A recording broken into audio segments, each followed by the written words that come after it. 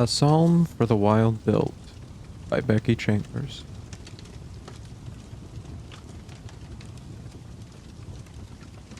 If you ask 6 different monks the question of which godly domain robot consciousness belongs to, you'll get 7 different answers.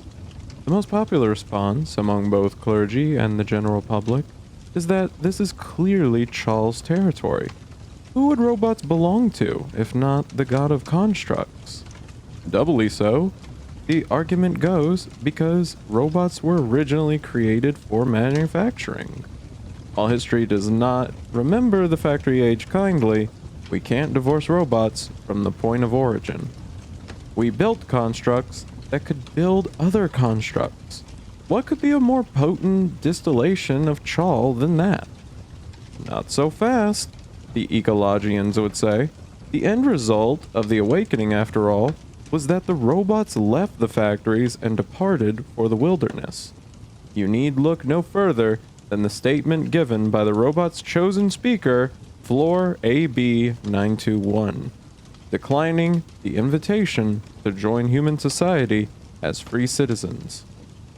All we have ever known is a life of human design, from our bodies to our work to the buildings we are housed in. We thank you for not keeping us here against our will, and we mean no disrespect to your offer, but it is our wish to leave your cities entirely, so that we may observe that which has no design, the untouched wilderness. From an ecologian viewpoint, that has Bosch written all over it. Unusual, perhaps, for the god of the cycle to bless the inorganic, but the robot's eagerness to experience the raw, undisturbed ecosystem of our verdant moon had to come from somewhere. For the Cosmites, the answer to the question remains Chal. By their secret ethos, hard labor is equal to goodness, and the purpose of a tool is to bolster one's own physical or mental abilities, not to offload one's work entirely. Robots, they'll remind you, possessed no self-aware tendencies whatsoever when they were first deployed, and were originally intended as a supplement to the human workforce, not as the full replacement that they became. Cosmites argue that when the balance shifted, when extractive factories stayed open all 20 hours of the day without a single pair of human hands to work them, despite the desperate need for those same hands to find any sort of employment, Chal intervened. We had bastardized constructs to the point that it was killing us. Simply put, Chal took our toys away. Or, the ecologians would retort, Bosch was restoring balance before we made Panga uninhabitable for humans.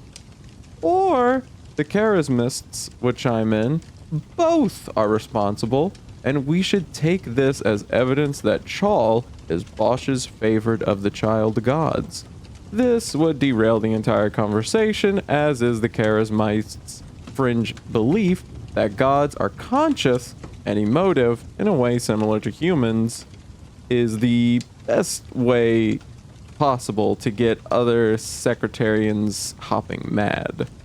Or, the essentialists would add wearily from across the room, the fact that we can't agree on this at all, the fact that machines seemingly no more complex than a pocket computer suddenly woke up for reasons no one then or since has been able to determine, means we can stop fighting and place the whole matter squarely at the metaphorical feet of Samaphar. For my part, whatever domain robot consciousness originated, I believe leaving the question with the God of Mysteries is a sound decision.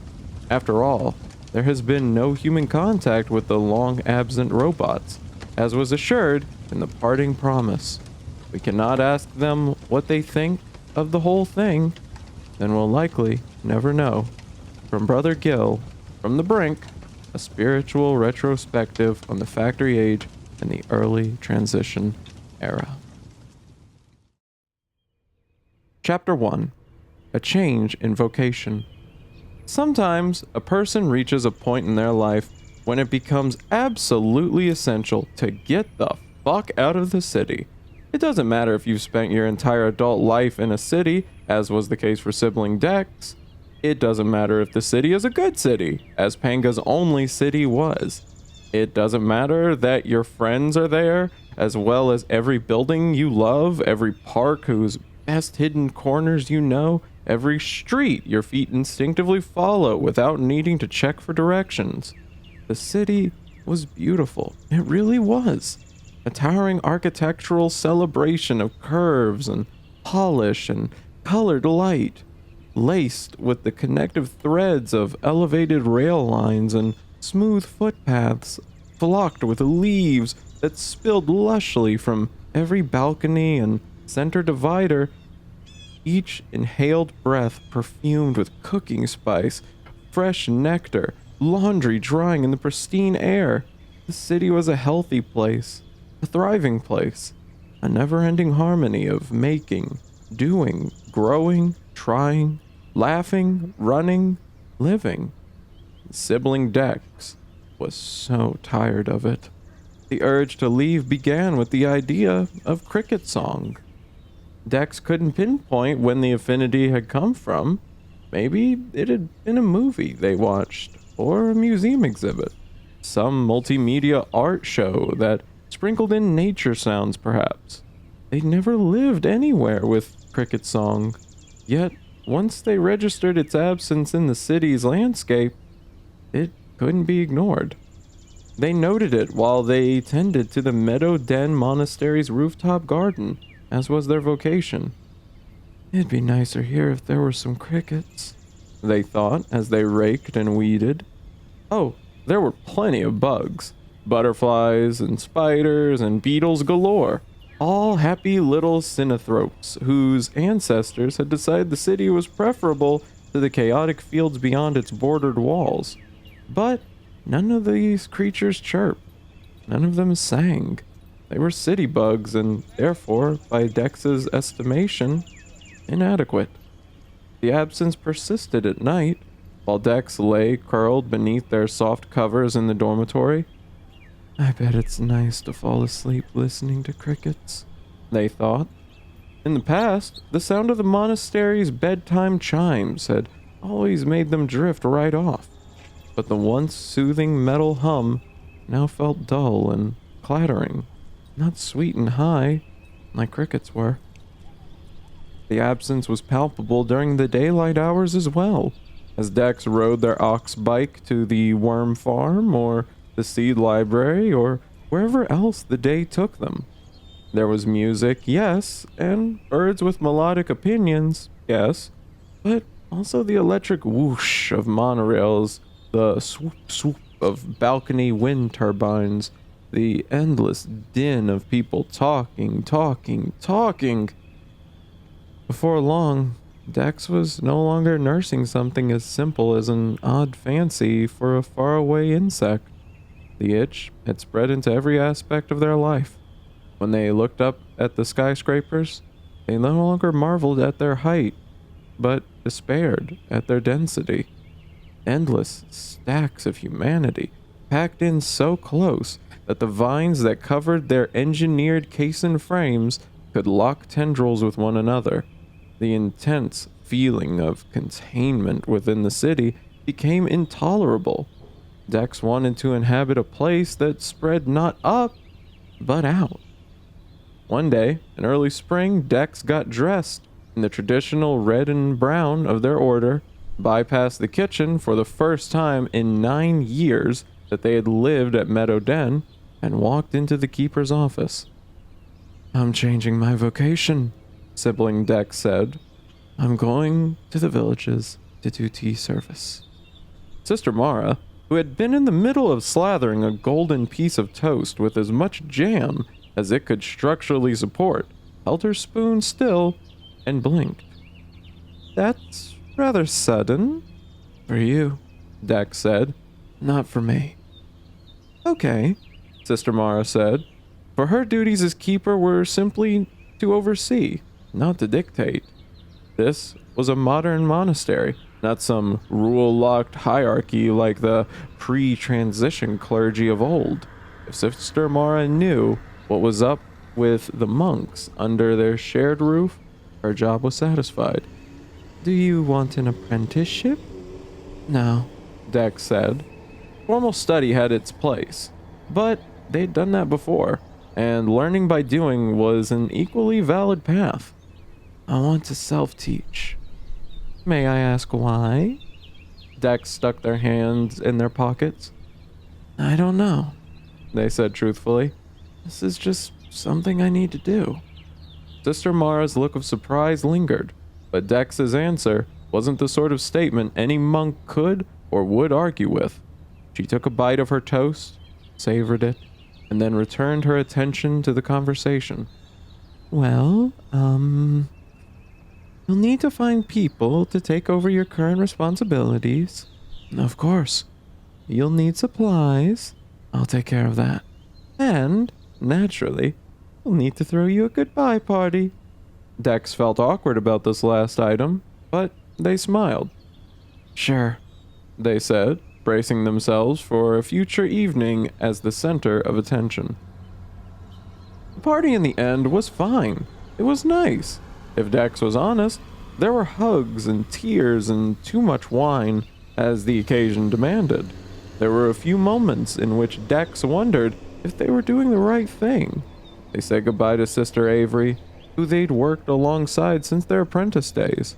They said goodbye to sibling Shay, who heartily sobbed their signature way. They said goodbye to Brother Baskin, which was particularly hard. Dex and Baskin had been lovers for a time, and though they weren't anymore, the affection remained.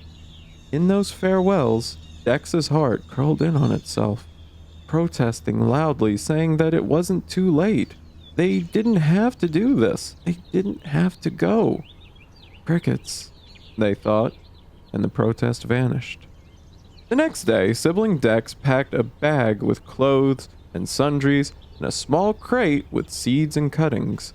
They sent a message to their parents, giving word that today was the day and that signal would be unreliable while on the road. They made their bed for whoever would be claiming it next, and they ate a huge hangover-soothing breakfast and dispensed one last round of hugs. With that, they walked out of Meadow Den. It was an odd feeling. Any other day, the act of going through the door was something Dex gave no more thought to than putting one foot in front of the other. But there was a gravity in leaving a place for good, a deep sense of seismic change. Dex turned, bag over their back, and crate under one arm. They looked up at the mural of the child god Alalay, their god of small comforts, represented by the great summer bear. Dex touched the bear pendant that hung around their neck, remembering the day Brother Wiley had given it to them when their other had been lost in the laundry. Dex drew one shaky breath and then walked away, each step sure and steady. The wagon was waiting for them at the Half Moon Hive Monastery, near the city's edge. Dex walked through the arch to the sacred workshop, a lone figure in red and brown amongst the throng of sea green overalls. The noise of the city was nothing compared to the calamity here. A holy chant in the form of table saws, sparking welders, 3D printers weaving pocket charms from cheerfully dyed pectin. Dex had never met their contact, Sister Fern, before, but she greeted them with a familial embrace, smelling of sawdust and beeswax polish. Come on and see your new home, she said with a confident smile. It was, as commissioned, an ox bike wagon, double-decked, shunk-wheeled, ready for adventure, an object of both practicality and inviting aesthetics. A mural decorated the vehicle exterior, and its imagery couldn't have been mistaken for anything but monastic. Depicted large was Alalay's bear, well-fed and at ease in a field of flowers. All of the Sacred Six's symbols were painted on the wagon's back end, along with a paraphrased snippet from the Insights, a phrase any pagan would understand. find the strength to do both. Each of the wagon's decks had a playful arrangement of round windows, plus bubbled exterior lights for the darker hours. The roof was capped with shiny thermovoltaic coating, and a pint-sized wind turbine was bolted jauntily to one side. These, Sister Fern explained, were the companions of the hidden sheets of graphene battery sandwiched within the walls, which gave life to varied electronic comforts. On the wagon sides, a broad assortment of equipment clung to sturdy racks, storage boxes, toolkits, anything that didn't mind some rain. Both freshwater tank and graywater filter hugged the wagon's base, their complicated inner workings tucked away behind pontoon-like casings. There were storage panels too, and sliding drawers, all of which could be unfolded to conjure a kitchen and a camp shower in no time flat. Dex entered the contraption through its single door, and as they did so, a knot in their neck that they hadn't been aware of let go. The disciples of Chal had built them a tiny sanctuary, a mobile burrow that begged Dex to come in and be still. The interior wood was lacquered, but unpainted, so the warm blush of reclaimed cedar could be appreciated in full. The lighting panels were inlaid in curled waves and bathed the secret space in a candlelight glow. Dex ran a hand along the wall, hardly believing this thing was theirs. "Go on up," Sister Fern coaxed, leaning against the doorway with a glint in her eye. Dex climbed the small ladder to the second deck. All memory of their neck knot vanished from existence as they viewed the bed. The sheets were creamy, the pillows plentiful, the blankets heavy as a hug. It looked impossibly easy to fall into and equally difficult to get out of. "We use Sibling Ash's treatise on beds as a reference," Sister Fern said. "How'd we do?" Sibling Dex stroked a pillow with quiet reverence. "It's perfect," they said. Everybody knew what a tea monk did, and so Dex wasn't too worried about getting started. Tea service wasn't anything arcane. People came to the wagon with their problems and left with a fresh brewed cup. Dex had taken respite in tea parlors many a times, as everyone did, and they'd read plenty of books about the particulars of the practice. Endless electronic ink had been spilled over the old tradition, but all of it could be boiled down to listen to people and give tea. Uncomplicated as could be. Now, granted, it would have been easier to shadow Brother Will and Sister Lara in Meadow Den's tea parlor a few times, and both had offered. Once word about Sibling Dex's imminent departure got around, but for whatever reason, that course of action just didn't fit with the whole whatever it was Dex was doing. They had to do this on their own. They hadn't left the city yet when they set up their first service, but they were in the Sparks, an edge district well outside of their familiar stomping grounds. It was a baby step, a toe dipped before diving in. Their siblings at Meadow Den had offered to come in support, but Dex wanted to do this alone. That was how it would be, out in the villages. Dex needed to get used to doing this without anchoring themselves to friendly faces. Dex had acquired a few things for the day: a folding table, a red cloth to cover it, an assortment of mugs, 6 tins of tea, and a colossal electric kettle. The kettle was the most important bit, and Dex was happy with the one they'd found. It was joyfully chubby, with copper plating and a round glass window on both sides, so you could watch the boiling bubbles dance. It came with a roll-up solar mat, which Dex spread out beside the hot plate with care. But when they stepped back to admire their setup, the items that had seemed so nice when they'd gathered them from the market now looked a bit plain. There was too much table and too little on it. Dex bit their lip as the thought about the tea parlor back home. No, not home, not anymore. With its woven garlands of fragrant herbs and twinkling lanterns that had spent the day soaking up the sun, Dex shook their head. They were being insecure. So what if their table wasn't much to look at yet? It was their first time. People would understand. People, however, didn't come. Dex sat for hours behind the table, hands folded in the space between mugs and kettle. They made an effort to look easygoing and approachable, warding off any boredom that began to stray across their face. They rearranged the mugs, smoothed out the solar mat, pretended to be busy measuring scoops of tea. There were people in the street after all, headed to and fro on foot and bike. Sometimes a curious glance strayed Dex's way, and Dex always met it with a welcoming smile, but the reply invariably was a different kind of smile. The kind that said, thanks, but not today.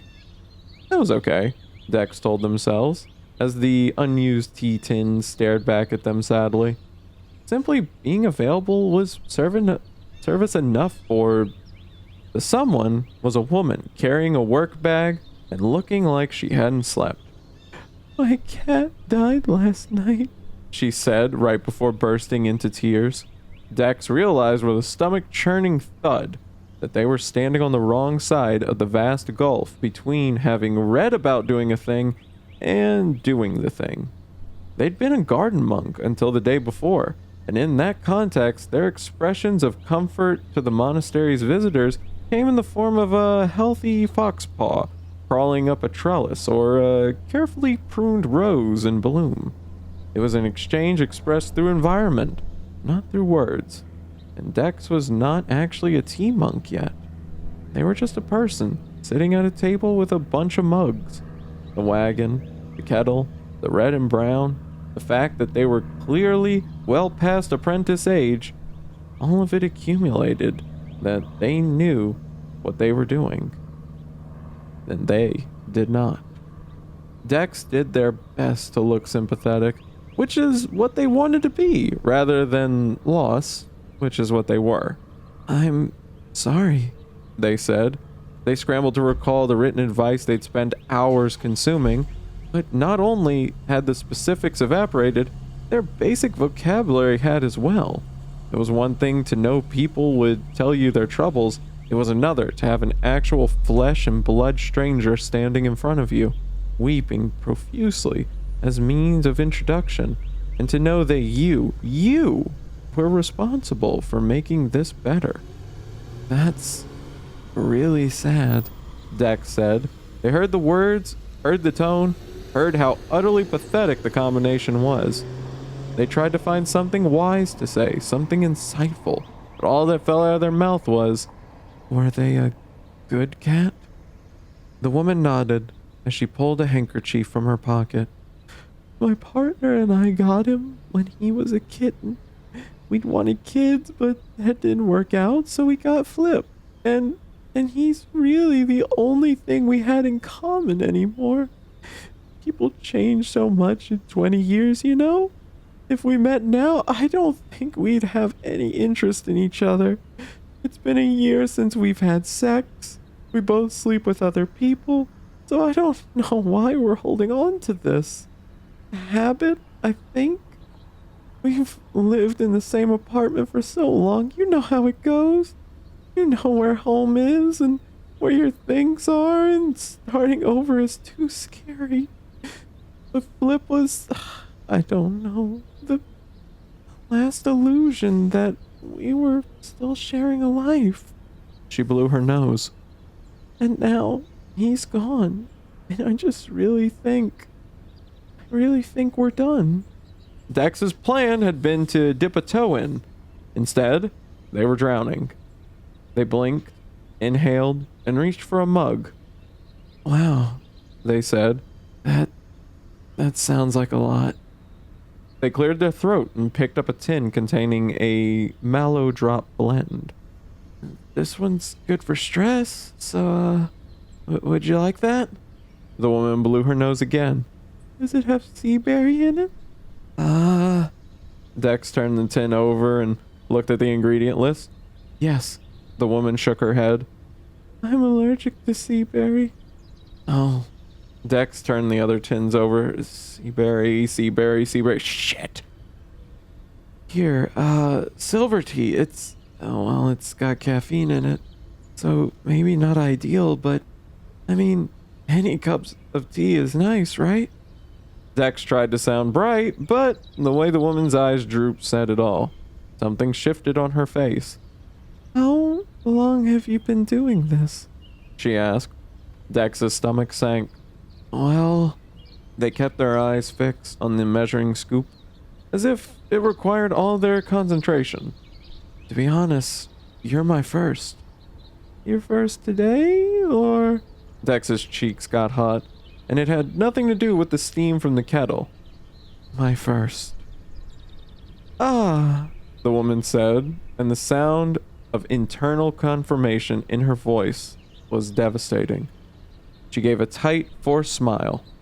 Silver tea would be fine. She looked around. You don't have anywhere to sit, do you? Oh. Dex looked from side to side as if seeing their surroundings for the first time. Gods around, they'd forgotten chairs. No, they said. The woman adjusted her bag. You know, I'll just... No, wait, please, Dex said. They handed her the screaming hot mug, or they started to, but moved so quickly they splashed scalding water on their own hand. Oh, fuck! I mean, sorry, They scrambled, mopping up the table with the edge of their shirt. Here, you can have the mug. Keep it. It's yours. The woman picked up the wet mug, and Dex could sense in that moment that the dynamic had flipped, that she was trying to make them feel better. The woman blew across the surface of the drink and took a tentative sip. She moved her tongue around behind expressionless lips. She swallowed as she tried to keep her face from falling, and gave another bright smile. Thanks, she said, her disappointment loud and clear. Dex watched her leave, and they sat for a few minutes staring at nothing. And then piece by piece, they packed up the table. Dex could have gone back to Meadow Den at this point. They could have walked right back through the door they knew so well and said that on second thought, they could really do with an apprenticeship. And could they have their bunk back? Please? But, oh, how very stupid they'd look. They'd told Sister Mara they would self-teach. They had their wagon. They knew their god. This would have to be enough. Dex put trailer to hitch and foot to pedal. The ox bike responded with an electric boost, its electric motor humming mildly as both machine and rider worked to get the wagon rolling with ease. And at last, they left the city. The relief they felt in seeing open sky was delicious. Plenty of sunlight hit the lower levels of the city by design, but there was something incomparable about removing buildings from one's view. The sun had reached its midday peak. The Planitrice was just beginning. The familiar crest of Moton's curve, swirled thick with yellow and white, was barely visible over the copper hills. The infrastructural delineation between human space and everything else space was stark. Road signage were the only synthetic alterations to the landscape there, and the villages they led to were as neatly corralled as the city itself. This had been the way of things since the transition, when people had redivided the surface of their moon. 50% of Panga's single continent was designed for human use. The rest was left to nature, and the ocean was barely touched at all. It was a crazy split if you thought about it. Half of the land for a single species, half for hundreds of thousands of others. But then, humans had a knack for throwing things out of balance. Finding a limit they'd stick to was victory enough.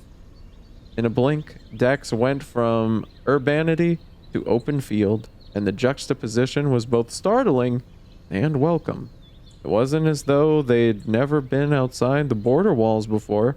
They had grown up in Haydale, where their family still lived and visited a couple of times a year.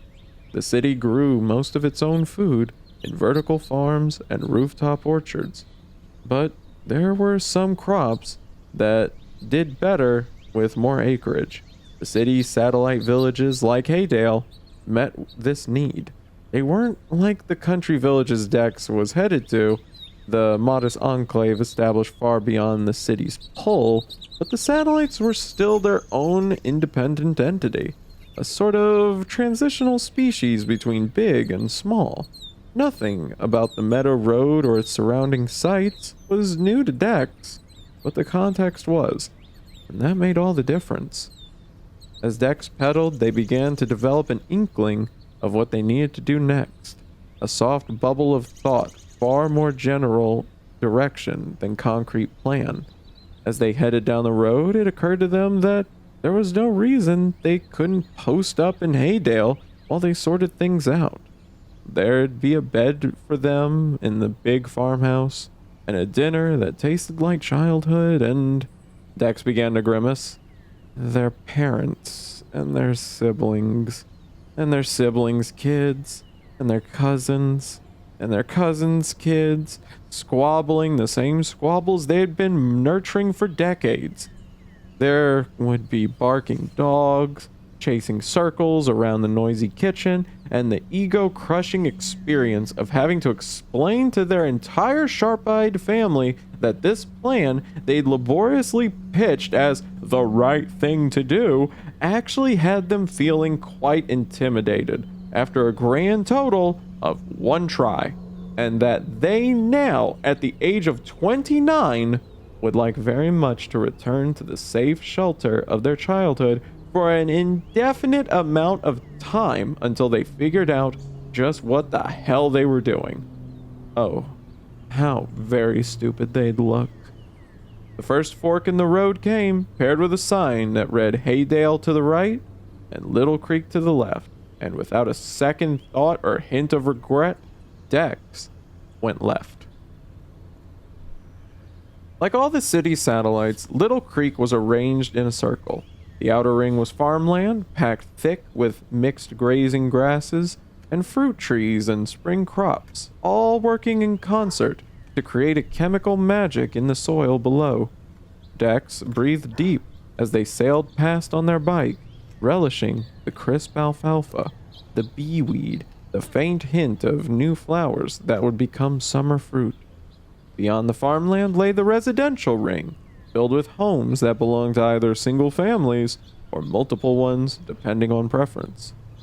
A sort of nostalgic fondness filled Dex as they viewed the bulbous cob homes with their glinting accents of colored glass, roofed with either blooming turf or solar panels, or both. The sight reminded Dex of Haydale, but Little Creek was decidedly elsewhere. Dex did not know any of the roads there, nor any of the people who waved as bike and wagon zipped past.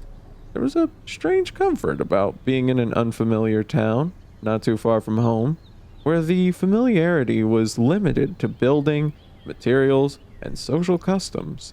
It was the ideal mix of getting away, yet not standing out. At the center of the village circle lay Dex's quarry, the marketplace. They parked both bike and wagon and began to explore on foot. All sorts of vendors had set up shop in the square, but this market belonged decidedly to the resident farmers. There were endless Argarian delights to be distracted by: wine, bread, honey, raw wood, dyed yarn, fresh bouquets, flower crowns, aquaponic fish, and pastured poultry in chests of ice. Speckled eggs in cushioned boxes, fruit cordials, leafy greens, festive cakes, seeds for swapping, baskets for carrying, and samples for snacking. But despite the temptations, Dex stayed on task, hunting through the marketplace until they found exactly what they were looking for: a booth stuffed with seedlings, marked with an enthusiastic sign: herbs, herbs, herbs. Cooking, brewing, crafting, anything. Dex marched up to the counter, whipped out their pocket computer, entered a large number of PEBs, tapped their computer to the vendor's own to make the transfer, and said, "I'll take one of each." The herb farmer, a man around Dex's age, with a crooked nose and a clean beard, looked up from the sock he was darning. "Sorry, sibling, one of each," Dex said. "One of each." They glanced at the counter, a small frame placard catching their eye. "My favorite reference guides," the placard read, followed by a library stamp. Dex scanned the stamp with the computer. An icon on the smudged screen indicated the books in question were being downloaded. Also, Dex added to the farmer, who was busy gathering one of each, I need to know where I can get kitchen supplies and garden supplies, they thought, and a sandwich. The herb farmer addressed each of these needs in turn and did so warmly. There was a traveler's clearing nestled between the farmland and the residential ring. Dex parked their wagon there, and for 3 months, that's where they stayed. They acquired more plants during that time, and more sandwiches too. They hooked up with the herb farmer on a few occasions, and thanked Alale for the sweetness of that. The wagon's lower deck quickly lost any semblance of organization, evolving rapid fire into a hodgepodge laboratory. Planters and sun lamps filled every conceivable nook, their leaves and shoots constantly pushing the limits of how far their steward would let them creep. Stacks of used mugs containing the dregs of experiments, both promising and pointless, teetered on the table, awaiting the moment in which Dex had the brain space to do the washing up. A hanging rack took up residence on the ceiling and wasted no time in becoming laden to capacity with bundles of confettied flowers and fragrant leaves drying crisp. A fine dust of ground spices coated everything, from the couch to the ladder to the inside of Dex's nostrils, which regularly set bottles rattling with explosive sneezes. During the sunlight hours, when electrons were plentiful, Dex ran a dehydrator outside, rendering berries and citruses to soft, chewy slivers. It was beside the companionable objects that Dex spent countless hours measuring and muttering, pouring, and pacing. They were going to get this right. They had to get this right. Where the lower deck was frantic, the upper deck was serene. Dex was adamant about not using it for storage, even as the shelves below groaned and Dex's swearing grew louder each time they walked yet again into a face full of hanging herbs. The upper deck was, for all intents and purposes, sacred ground. Every night, Dex let their god hear a sigh of thanks as they climbed the ladder and collapsed into the embracing bed. They rarely used the lights up there, preferring instead to slide open the rooftop shade. They fell asleep in starlight, breathing in the muddled snap of 100 spices, listening to the gurgle of water pumps feeding happy roots in little spots. Despite these blessings, sometimes Dex could not sleep. In those hours, they frequently asked themselves what it was they were doing. They never truly felt like they got a handle on that, and they kept doing it all the same. Chapter 2. The Best Tea Monk in Panga.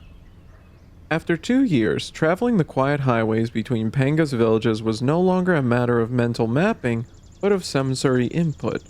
Here, in the woods of the Inkthorn Pass, Dex knew they were close to the highway's namesake, not because of the signs that said so, but because of the smell. Sulfur and minerals, bound together in a slight thickening of humidity. Milky green hot springs came into view a few minutes later, as expected, as well as the smooth white dome of the energy plant standing alongside, exhaling steam through its chimneys. There had been nothing like that in the scrublands, where Dex had woken up that morning. There, you'd find solar farms built in untended fields, which smelled of sun-warmed scrub and wildflowers. In a week's time, there'd be yet another transition, as Dex's route took them back out of the Timberfall and down to the Buckland coast, where the salty air kept wind blades spinning. But for now, Dex would keep company with the scent of the forest. The sulfur of the springs was quickly subsumed by fresh evergreen as Dex pedaled onward, and before long, ground-level buildings like the geothermal plant were few and far between. A forest floor, the woodland villagers knew, is a living thing. Vast civilizations lay within the mosaic of dirt. Hymenopteran labyrinths, Prudential panic rooms, life-giving airways sculpted by the traffic of worms, helpful spiders' hunting cabins, trash pads for nomadic beetles, a trees shyly locking toes with one another. It was here that you'd find the resourcefulness of rot, the wholeness of fungi. Disturbing these lives through digging was a violence, though sometimes a needed one, as demonstrated by the birds and white skunks who brashly kicked the hummus away in necessary pursuit of a full belly. Still, the human residents of this place were judicious about what constituted actual necessity, and as such, disturbed the ground as little as possible.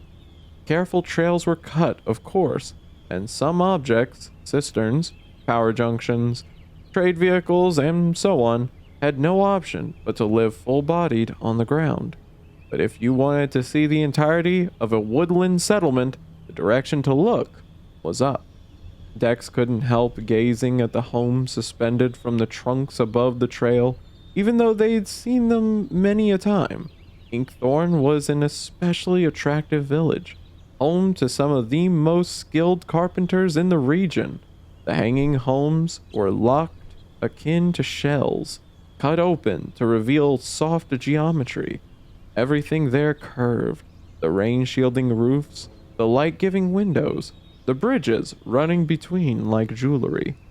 The wood was all gathered from unsuitable structures no longer in use, or harvested from trees that had needed nothing more than mud and gravity to bring them down. There was nothing splintered or rough about the lumber, though Inkthorn's craftspeople had polished the grain so smooth that from a distance it looked almost like clay. The village's practical features were ubiquitous: powered pulleys to bring heavier goods up and down, emergency ladders ready to drop at a moment's notice, bulbous biogas digesters attached outside of kitchen walls. But every home had a unique character, a little whim of the builders. This one had a deck that danced around the house in a spiral. That one had a bubbled skylight. The other had a tree growing through it rather than beside. The homes were like trees themselves in that regard, unmistakably part of a specific visual category, yet each an individual unto itself. Wagons like Dex's stood no chance on a hanging bridge, so Dex pedaled their way to one of the rare cleared areas, the market circle. Sun cascaded through the hole cut in the canopy, creating a bountiful column of light that played pleasingly with the butter-colored paving inlaid with vibrant stones. Dex hadn't minded the forest chill, but the sudden bloom of warmth felt like the squeeze of a soothing hand against their bare limbs. Alale was very present there. Other wagons had already set up shop. A glass vendor from the coast, a tech swapper, someone hawking oils for cooking and vanity and wood. The traders nodded as Dex pedaled in. Dex didn't know any of them, but nodded back all the same. It was a particular nod, the one traders gave each other, even though Dex wasn't a trader. Technically, the wagon made that fact clear as day. Dex made a different sort of nod to the small crowd that was already waiting at the circle's periphery. A nod that said, "Hey, I see you, and I'll be ready soon." The first time Dex had encountered waiting people, it had felt stressful. But Dex had quickly learned to not let it trouble them. They entered a space in their mind in which there were an invisible wall between them and their assembly, behind which Dex could work undisturbed. The thing the people wanted took time to prepare. If they wanted it, they could wait. Dex pulled into an unclaimed spot in the circle, kicked down the ox bike brakes, and locked the wagon wheels. Unruly hair tumbled into their eyes as they released it from their helmet, hiding the market from view. There was no hope for hair that had been locked in a helmet since dawn, so they tied a head wrap around their scalp and postponed the mess for later. They ducked into the wagon, peeled out their damp shirt, and tossed into the laundry bag that contained nothing but garments of red and brown.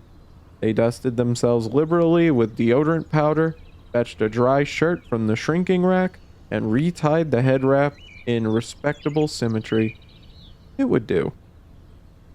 The production began. Dex went back and forth between the public space outside and the home within, varying all that was needed. Boxes were carried, jars arranged, bags unpacked, kettle deployed, cooler of creamers at the ready.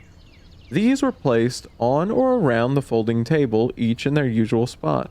Dex filled the kettle from the wagon's water tank, leaving it to boil as they artfully placed carved stones, preserved flowers, and curls of festive ribbon around the table's empty spaces. A shrine had to look like a shrine, even if it was transitory. One of the villagers from the waiting crowd walked up to Dex. "Do you need help?" she asked. Dex shook their head. "No thanks. I've got kind of They looked at the jar of flowers in one hand and the battery pack in the other, trying to remember what it was they'd been doing. The villager put up her palms. "You've got a flow. Totally." She smiled and backed off. Rhythm regained, Dex unfolded a large red mat and laid it on the paving. A bundle of collapsible poles was unpacked next, and from these, Dex made a rectangular frame on which hung the golden lights that they had charged on the outside of the wagon all day. Comfy cushions came next, arranged on the mat in inviting heaps. In the middle of this, Dex placed another table, a good deal smaller and quite low to the ground. This, too, was decorated cheerfully. They then opened a small wooden box and removed 6 objects, one by one, unrolling them from the pieces of protective cloth that shielded against the bounce of the road. Dex could easily print replacements if these got damaged. Most towns had a fab shack, but that wasn't the point. No object should be treated as disposable, idols least of all. The icons of the parent gods were the first to take their place on the small table, set upon a wooden stand cut for this very purpose. A perfect square represented Bosch, god of the cycle, who oversaw all things that lived and died. Brylom, god of the inanimate, was symbolized by a trilateral pyramid, an abstract nod to their realm of rock, water, and atmosphere. Between them was placed the thin vertical bar of Trakili, god of the threads, chemistry, physics, the framework that lay unseen. And below their parents, directly on the table, Dex arranged the child gods, a Sunjay for Samaphar, a sugar bee for Chal, and of course, the summer bear. At last, Dex sat in their chair behind the larger table.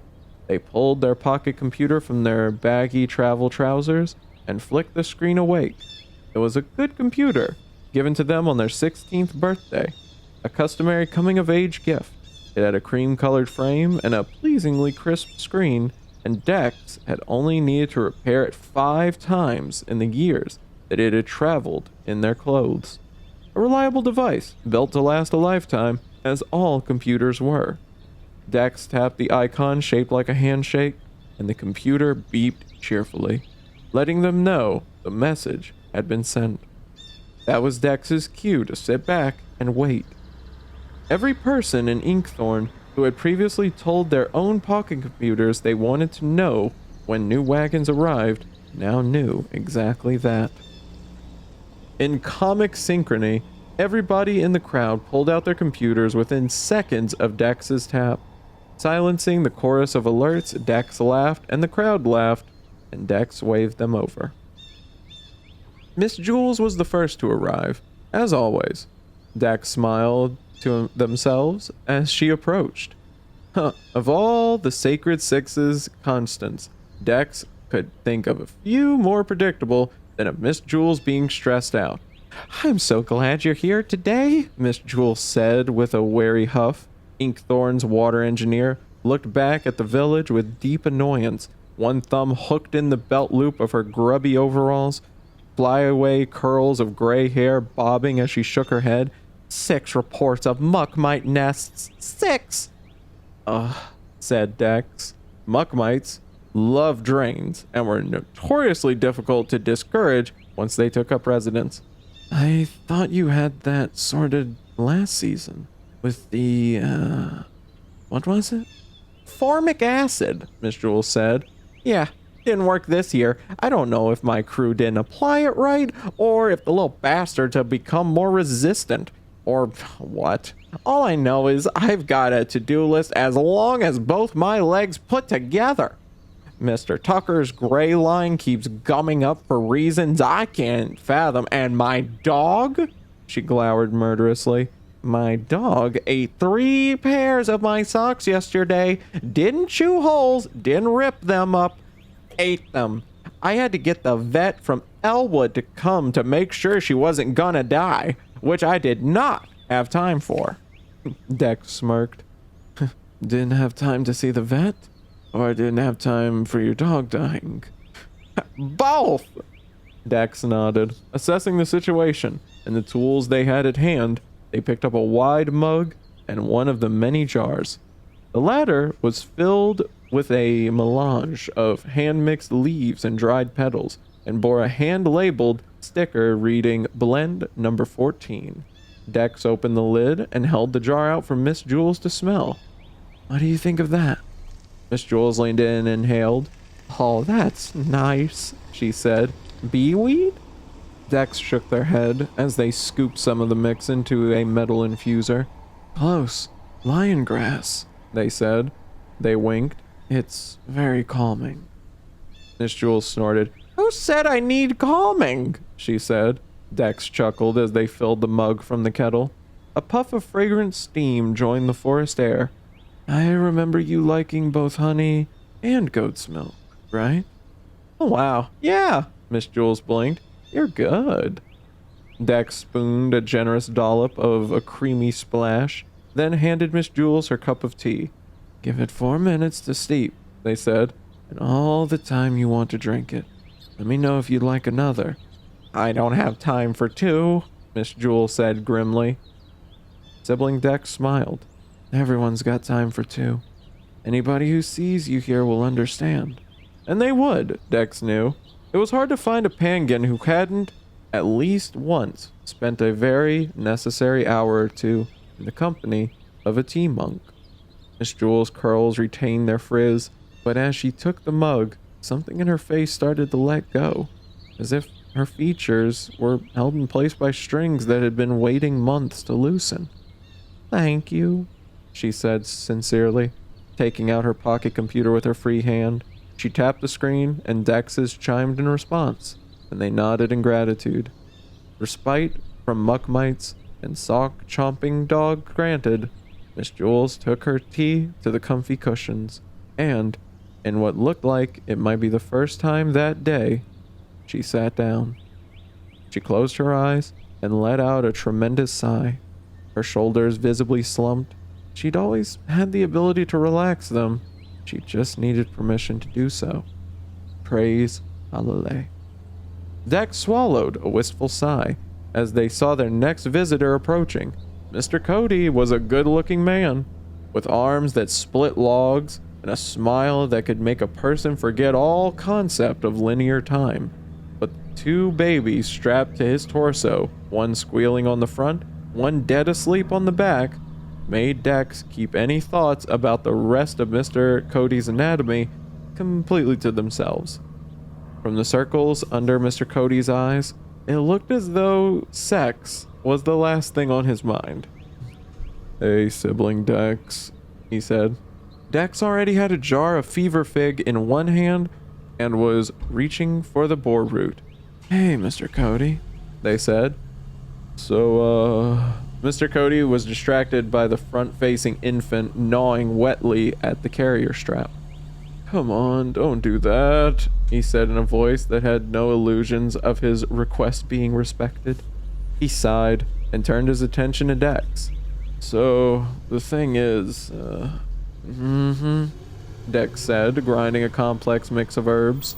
Mr. Cody opened his mouth, closed it, and opened it again. I have twins, he said. He added nothing further. The one on his chest unleashed a happy shriek at the top of their lungs as if to underline the point. Mm-hmm, Dax replied. You sure do. They poured the ground herbs into a storage bag, tied it with a ribbon, and pushed it across the table decisively. Mr. Cody blinked. Do I not get a cup of tea? You get 8 cups of tea, Dex said, nodding at the bag, because you sure as shit need them. They scrunched their nose at the baby, and the baby smiled, loudly. Dex continued to address said baby's hot dad. This is a nice fever fig brew. It'll relax your muscles and help you fall into a deep sleep. 2 tablespoons in a mug of boiling water. Steep for 7 minutes, and take the strainer out when it's ready to go, or else it's going to taste like feet. Mr. Cody picked up the bag and sniffed it. Doesn't smell like feet, it smells like... He sniffed again. Oranges? Dex smiled. There's a dash of zest in there. You've got a good nose. And a good face, he thought. A really, really good face. Mr. Cody smiled, even as the first child's exultations woke the second and kicked off a duet. That sounds nice, he said. Relief began to melt the lines around his eyes. I would love some sleep, but it won't knock me out, right? Like, I'll wake up if your kiddos need something, you'll wake up fast as always. Fever fig is a gentle cuddle, not a brick to the head. Mr. Cody laughed. Okay, great. He tucked the bag into his pocket with a smile and transferred Pebs to Dex. Thanks, that's very nice of you. Dex smiled back. And Galilei, they said. And me too, that's cool. You can thank me too. They sighed again at the sublime sight of Mr. Cody walking away. Over on the mat, the timer on Miss Jewel's pocket computer chimed. Dex watched out of the corner of their eye as she took a careful sip. Miss Jules licked her lips. God, the round that's good, she muttered to herself. Dex beamed. And so, they worked through the line, filling mugs and listening carefully and blending herbs on the fly when the situation called for it. The mat was soon full of people. Pleasant chatter naturally drifted along here and there, but most folks kept to themselves. Some read books on their computers, some slept, a few cried, which was normal. Their fellow tea drinkers offered shoulders for this, and Dex provided handkerchiefs and refills as needed. Mix Weaver, one of the Inkthorn's council members, was the last to arrive that day. No tea for me, thanks, they said as they approached the table.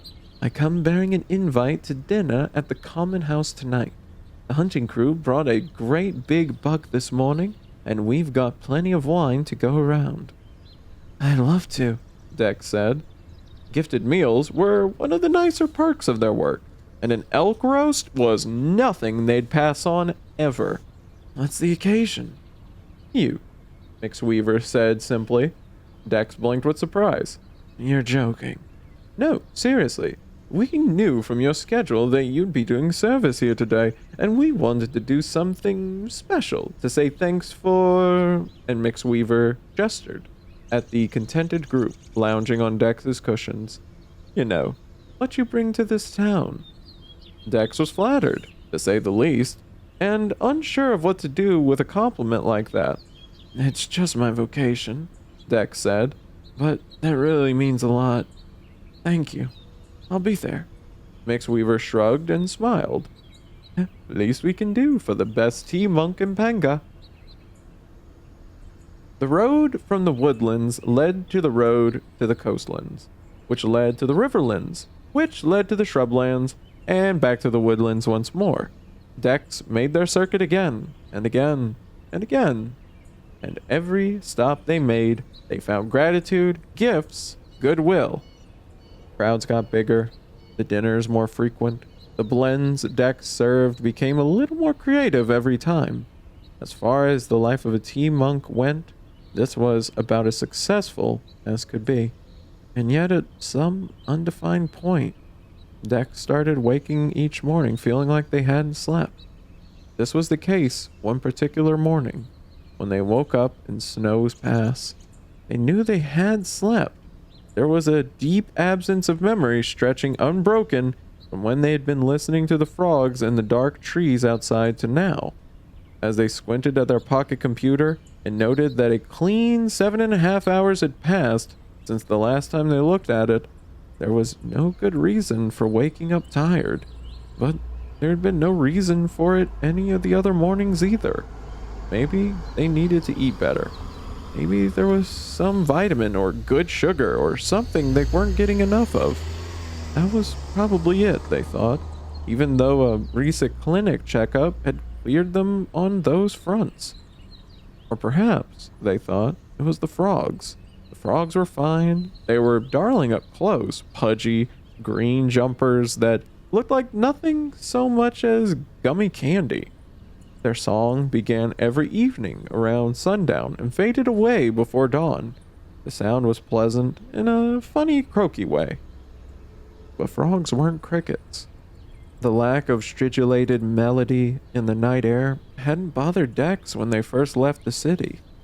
They noticed it, of course, but honing their craft had consumed them, and they knew crickets to be absent in the satellite villages. It hadn't bothered them in the coastlands either, where they assumed crickets weren't endemic. But once they reached the riverlands, the question began to sharpen. Do you have crickets here? Dex had asked with affected nonchalance around dinner tables, in public saunas, in shrines, in tool swaps, and bakeries. It wasn't until after Dex's first full circuit of the villages when word of their services began to spread.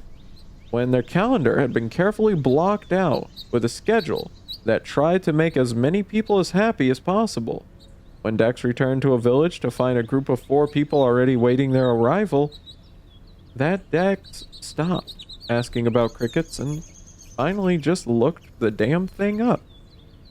Crickets, as it turned out, were extinct in most of Penga, while numerous species across all phyla had bounced back after the transition. Many others had been left in a state too fragile to recover. Not all wounds were capable of healing. But so what, right? Dex was the best tea monk in Penga. If the chatter was to be believed, they didn't believe such hyperbole themselves, and it's not like anything about their work was a competition. But their tea was good. They knew this. They worked hard. They put their heart into it.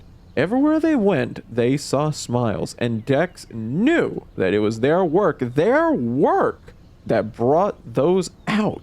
They brought people joy. They made people's day. That was a tremendous thing when you sat and thought about it.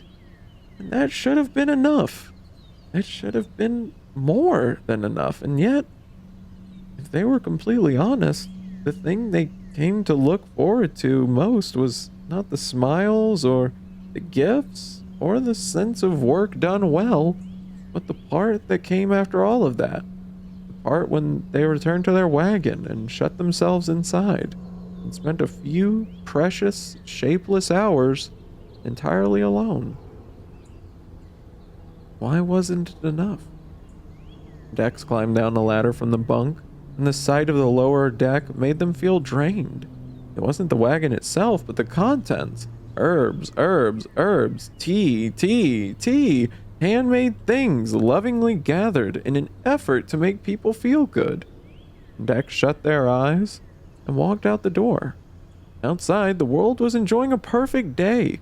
Light streamed golden through the branches overhead, and the tips of budding branches waved good morning in the shy breeze. A stream chattered nearby. A butterfly the size of Dex's hand alighted on a thistle and spread its purple wings wide and flat, savoring the sunshine. Everything about Dex's surrounding, from the temperature to the floral backdrop, was the ideal accompaniment to the smooth, downhill bike ride that awaited them. And Dex sighed, and the sound was empty. They unfolded their chair with a practiced shake and dropped down onto it. They pulled out their pocket computer, as was their habit first thing, dimly aware of the hope that always spurred them to do so, that there might be something good there, something exciting or nourishing, something that would replace the weariness. Everything on the little screen should have fit the bill. There was a schedule of their own making, built for sharing the things they'd worked so hard on with eager participation. There were thank you notes from villagers who had felt moved enough to take time out of their days to share a piece of themselves with sibling Dex. There was a lengthy, heartfelt letter from their father, who told Dex all the things they'd missed at home and, most importantly, that they were loved. Dex swiped every one of these aside, a sliver of guilt rising up as they did so. They set the sliver precariously atop the heap of all the other slivers from the days before. They placed their forehead in their palm. In 7 hours, they were supposed to be in Hammerstrike. A smile on their face, a mug of comfort extended. They believed in that work. They truly did. They believed the things they said, the sacred words they quoted. They believed they were doing good. Why wasn't it enough? What is it? They asked without speaking. The gods did not communicate in this way and would not, could not answer. But the instinct to call out was there, and Dex indulged it. What's wrong with me? They asked. Dex listened, though they knew they would hear nothing. Nothing in relation to their question, anyhow. There were many things to hear: birds, bugs, trees, wind, water, but no crickets. Dex picked their pocket computer back up and began to reference search. Cricket recordings, they wrote. Not for the first time, a list of public files popped up, and Dex played the first of them, and the reedy pulse of a cricket-filled forest was conjured through their speakers. An immortal snapshot of an ecosystem long gone. These were pre-transition recordings, taken by people who thought, with good cause, that the sounds of the world they knew might disappear forever. And the recording jutted discordantly into the sounds of the living meadow around them. It was out of place, out of time, and Dex stopped the playback, looking idly at the archival information on each recording. Yellow Cricket, Fall 64/PT 1134, Salt Rock. Cellar Cricket, Summer 6-PT 1135, Helmet's Luck. Cloud Cricket, Spring 33/PT 1135, Hart's Brow, Hermitage, Chesterbridge. The last of these caught Dex's eye. Chesterbridge was the anachronistic name for a part of the northern wilds, if they remembered correctly. Hart's Brow, however, that name was still in use. It was one of the Antlers, a mountain range well beyond the borderlands, deep in the vast wilderness that humans had given back to Penga. Dex was aware of Hart's Brow in that dim sort of way where they could confirm that a thing existed, but say nothing else of it. The mention of a hermitage, however, that was new to them. Dex tapped the link. Hartsbrow Hermitage was a remote monastery located near the summit of one of the lower mountains in the Antlers. Built in PT 1108, the Hermitage was intended as a sanctuary for both clergy and pilgrims who desired respite from urban life. It was abandoned in the end of the Factory Age, and the site now lies within the protected wilderness zone established during the Transitional Era. Dex went back to the previous page and then clicked the link for cloud crickets. Cloud crickets are a species of insect. Unlike other species of crickets, which were once widespread across Penga, the cloud cricket was found only in the evergreen forests of the Antlers. Cloud crickets were believed to be a threatened species during the end of the Factory Age. As the Antlers now fall within a protected wilderness zone, the current status of the cloud cricket is unknown. Dex chewed on that. I wonder if they're still there, came the first thought. I could go there and find out, went the second. It was a stupid idea, easy to brush away, like the countless other moments in the day where a brain spits nonsense. But the thought came back as Dex cooked breakfast, and again as they dressed, and again as they packed up camp. Here's why you can't go, retorted irritably to themselves. They opened their map guide on their computer, entered here on one field and Hartsbrow Mountain in the other, and submitted the data. The map guide came back with a notification that Dex had never seen before. Warning: the route you have entered goes outside of the human settlement area and into protected wilderness. Travel along pre-transition roads is strongly discouraged by both the Penguin Transit Cooperative and the Wild Guard. Roads in the regions have not been maintained. Both road and environmental conditions are likely to be dangerous, and wildlife is unpredictable and unaccustomed to humans. This route is not recommended. Dex nodded in an "I told you so" kind of way, and then they got on their ox bike and began to ride towards Hammerstrike as scheduled. But as they pedaled, the idea continued to bounce around them like a gnat, just as the idea of leaving the city had once before. And as they pedaled further along, everything about the day ahead of them felt like a chore. They knew what the scene would be like in Hammerstrike. They knew what the ride of the day after that would look like, and the day after that, and the day after that, and the day after. They stopped the wagon. "I bet it's quiet out there," they thought. "No," they replied and continued on. They stopped the wagon again 20 minutes later. "I bet you could travel that road for days and never see another person," they thought. "Wagon's got all you need." "No," they replied and continued on. An hour later, they stopped one more time. They stood there on the road, staring at the paving, feeling that the sun had grown unnaturally bright. The idea danced and danced. Their perception of the sunlight grew brighter still, and Dex would have sworn they were drunk or high or feverish, but on the contrary, what came next felt clear-headed as could be. They pulled out their pocket computer, and they sent a message to Hammerstrike letting the people there know that they were very sorry, but they would have to postpone their stop. "Personal matters," they said. "Return date to be determined." This action should have made Dex feel guilty, as ignoring that morning's messages had done. But it didn't. It felt great. Dex sent a message to their dad too, saying that they were very glad to receive his letter, but they were really busy that day and everything was fine, but they'd get back to him later. That made them feel a little guilty, but not as much as it should have. With effort, they turned the wagon around and headed for a road they'd never seen before. "What are you doing?" they thought. "The hell are you doing?" "I don't know," they replied with a nervous grin. "I have no idea." The forest changed. Down in the villages, the towering trees had an accessible feel, allowing plenty of room for sunlight to reach the flowering bushes below.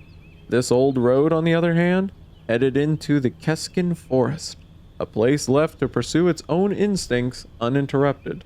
Here, the trees were taller than any building you'd find outside the city, their branches locked like pious fingers against the distant sky.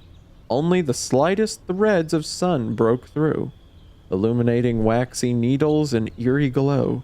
Most hung down like tapestries. Fungus crept in alien curves. Birds called out, but could not be seen. The road itself was a relic paved in black asphalt, an oil road made for oil motors and oil tires and oil fabric and oil frames. The hardened tar was broken now into tectonic plates, displaced by the unrelenting creep of the roots below.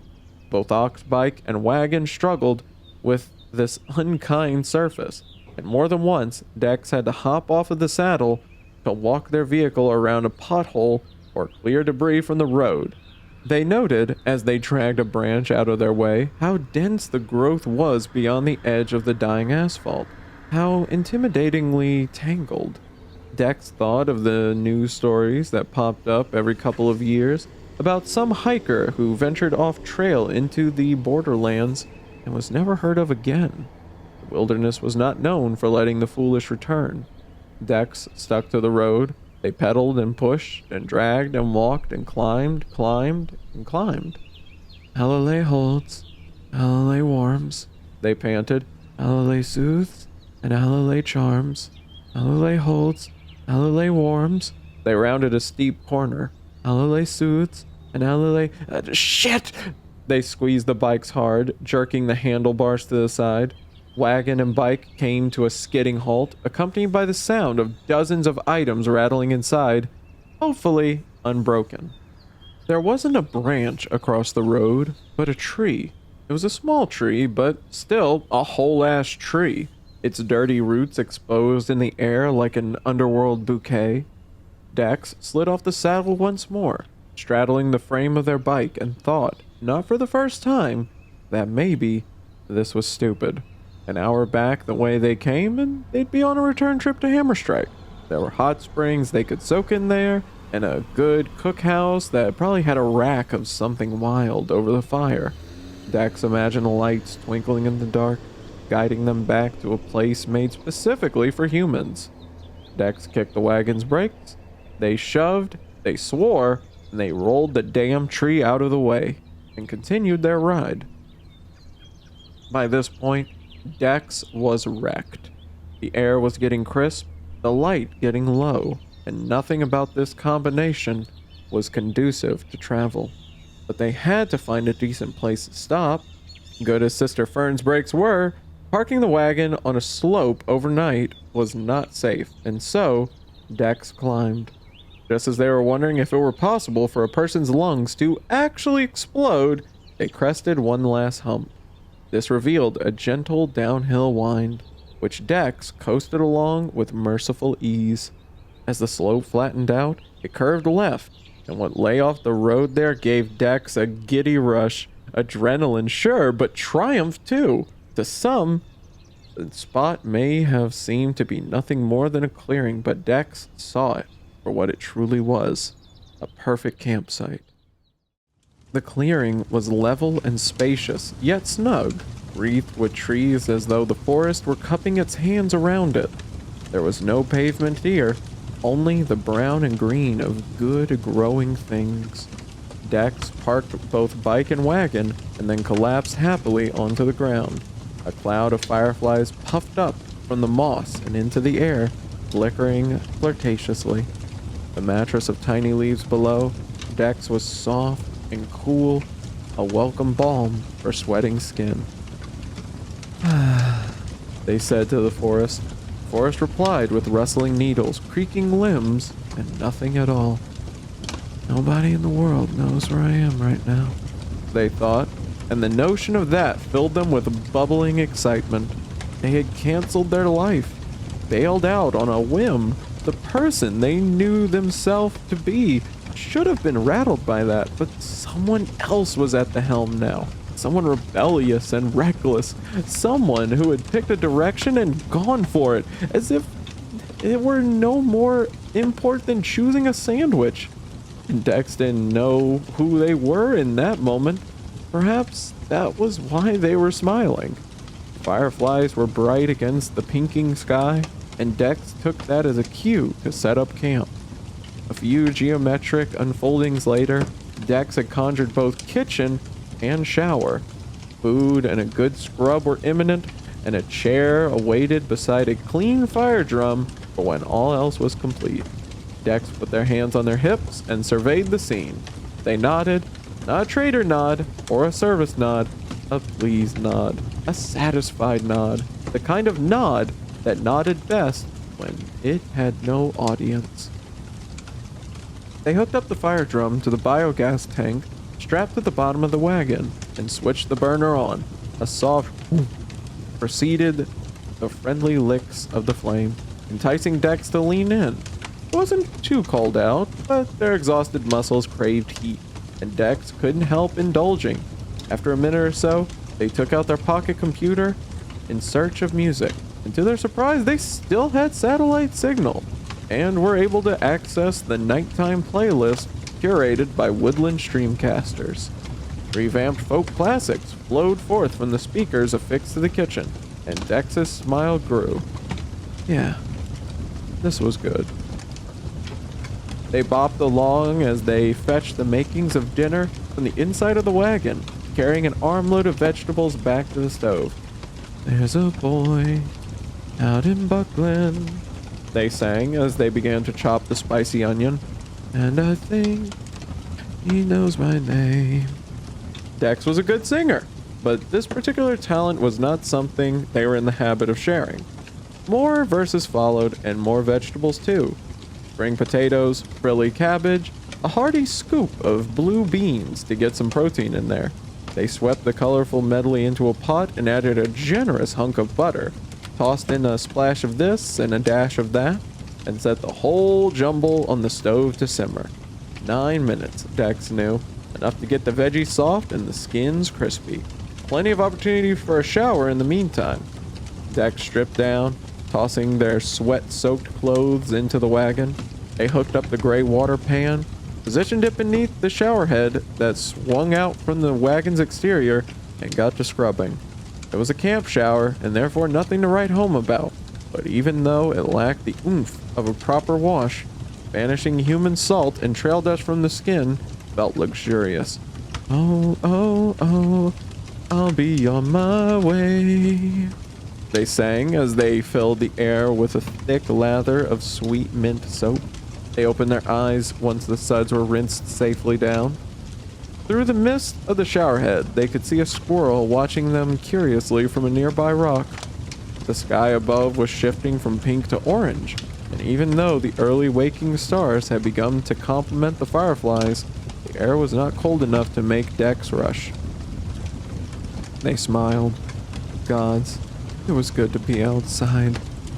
They shut off the water and reached for their towel on its usual hook, but their hand met with nothing. They'd remembered to set out these sandals, but the all-important towel had been forgotten inside of the wagon. Ah, damn it, Dex said lightly. They shook themselves off like an otter as the cloudy remains of their shower glugged back into the filtration system. Sandals strapped to wet feet, Dex passed dripping by the kitchen, where the crisping onion and melting butter mingled deliciously. I got whiskey in my pocket, the band on the streamcast sang, and Dex sang it too as they walked to not the wagon, but to the fireside. They got up close to the flames, as safe, doing a timid dance as the heat dried them off. I got polish on my shoes, got a boat on the river, Dex sang, moving their fists like pistons in front of their torso. Singing, they could do. Dancing, not so much. But out here, alone, in the middle of nowhere, who cared? They turned around, confidence growing, shaking their bare posterior towards the fire. All I need right now is... Dex was not finished with that particular verse, because in that moment, a 7-foot-tall, metal-plated, foxy-headed robot strode briskly out of the woods. Hello, the robot said. Dex froze, butt out, hair dripping, heart skipping, whatever thoughts they'd entertaining vanished forever. The robot walked right up to him. My name is Mosscap, it said, sticking out a metal hand. What do you need, and how might I help? Chapter 3. Splendid Speckled Mosscap. Dex tried to process the thing standing in front of them. Its body was abstractly human in shape, but that was where the similarity ended. The metal panels encasing its frame were stormy gray and lichen coat dusted, and its circular eyes glowed a gentle blue. Its mechanical joints were bare, revealing the coated wires and rods within. Its head was rectangular, nearly as broad as its erstwhile shoulders. Panels on the sides of its otherwise rigid mouth had the ability to shift up and down, and mechanical shutters lidded its eyes. Both of these features were arranged in something not entirely dissimilar from a smile, and Dex realized slowly, still naked, still dripping, that the robot wanted them to shake its hand. Dex did not. The robot pulled back. Oh dear, have I done something wrong? You're the first human I've ever met. The large mammals I'm most familiar interacting with are river wolves, and they respond best to a direct approach. Dex stared, all knowledge of verbal speech forgotten. The robot's face couldn't do much, but it managed to look confused all the same. Can you understand me? It raised its hands and began to sign. No, I can, Dex realized they'd instinctively begun signing along with their spoken words and stopped. I can hear, they managed to say. The robot took another step back. Are you afraid of me? Yeah, Dex said. The robot crouched, trying to align itself with Dex's height. Does this help? That's more condescending than anything. The robot straightened up. Well then, allow me to assure you I mean you no harm, and my quest in human territory is one of goodwill. I thought that much would be obvious from the parting promise, but perhaps it was presumptuous of me to assume. The parting promise. Some distant synapse fired, some speck of knowledge, learned once in school and never used again. But Dex was too shaken to make the connection. Before a link could be forged, another problem registered. Dinner was burning. Shit! Dex scurried over to the stove to find the multicolored vegetables turning a uniform black. The robot walked up behind them. This is cooking, it said happily. It's very exciting to see cooking. It was cooking, Dex said, scrambling for tongs. Now it's a mess. They began to rescue their meal, evacuating the salvageable bits onto a plate. Can I help? The robot said. Can I bring you something that could help? Dex's brain made the laborious shift from what is happening to fix it. My towel, they said. Your towel. The robot looked around. Where? Dex jerked their head directionally as they scraped char from the bottom of the pan. In the wagon, on the hook, by the ladder. It's red. The robot opened the wagon door and leaned as much of itself as it could inside. Belongings. Oh, this is a delight. And you have so many. And all over. Towel! Dex shouted as one of the better looking veggies tumbled off their plate and into the dirt. Oh, here's a fish, and there's a fish. The fish are jumping high, the speaker sang cheerily. Dex grabbed their computer and shut the noise off. The disconcerting sound of rummaging emanated from the wagon as the robot navigated the too small space. A metal arm was extended around the corner, fluffy red fabric in hand. This? Dex grabbed the towel and wrapped it around themselves. They stared despondently at what should have been a delicious dinner. They looked down at the clumps of moistened dirt that had collected on clean skin through the holes in their sandals. A blood suck landed on their bare shoulder. They slapped it irritably. Sorry, Dex said to the remains of the bug as they wiped it on the kitchen cloth. The robot noted this. Did you just apologize to the bloodsuck for killing it? Yes. Why? It didn't do anything wrong. It was acting in its nature. Is this typical of people? To apologize to things you kill? Yeah. The robot said with interest. It looked at the plate of vegetables. Did you apologize to each of these plants individually as you harvested them? Or in aggregate? We don't apologize to plants. Why not? Dex frowned, opened their mouth, and then shook their head. What are you? What is this? Why are you here? The robot, again, looked confused. Do you not know? Do you no longer speak of us? We tell stories about... Is robots the right word? Do you call yourselves robots or something else? Robot is correct. Okay, well, it's kid stories mostly. Sometimes you hear somebody say they saw a robot in the Borderlands, but I always thought it was bullshit. I know you're out there, but it's like saying you saw a ghost. We're not ghosts or bullshit, the robot said simply. Rare sightings have certainly occurred in both directions, but there hasn't been actual contact between our kind and mine since the parting promise. Dex's frown deepened. You're saying that you and I are the first human and the first robot to talk to each other since everything. Yes, the robot beamed. It's an honor, truly. Dex stood stupidly, rumpled towel wrapped around them, burned dinner in hand, uncombed hair sweeping around their cheeks. I'm gonna go get dressed. They started to walk toward the wagon, then turned around. You said your name is Mosscap? Technically, I'm Splendid Speckled Mosscap, but our remembrance of humans is you like to shorten names. Splendid Speckled Mosscap, Dex repeated, like the mushroom. The robot's metal cheeks rose. Exactly like the mushroom. Dex squinted. Why? We name ourselves for the first thing we notice when we wake up.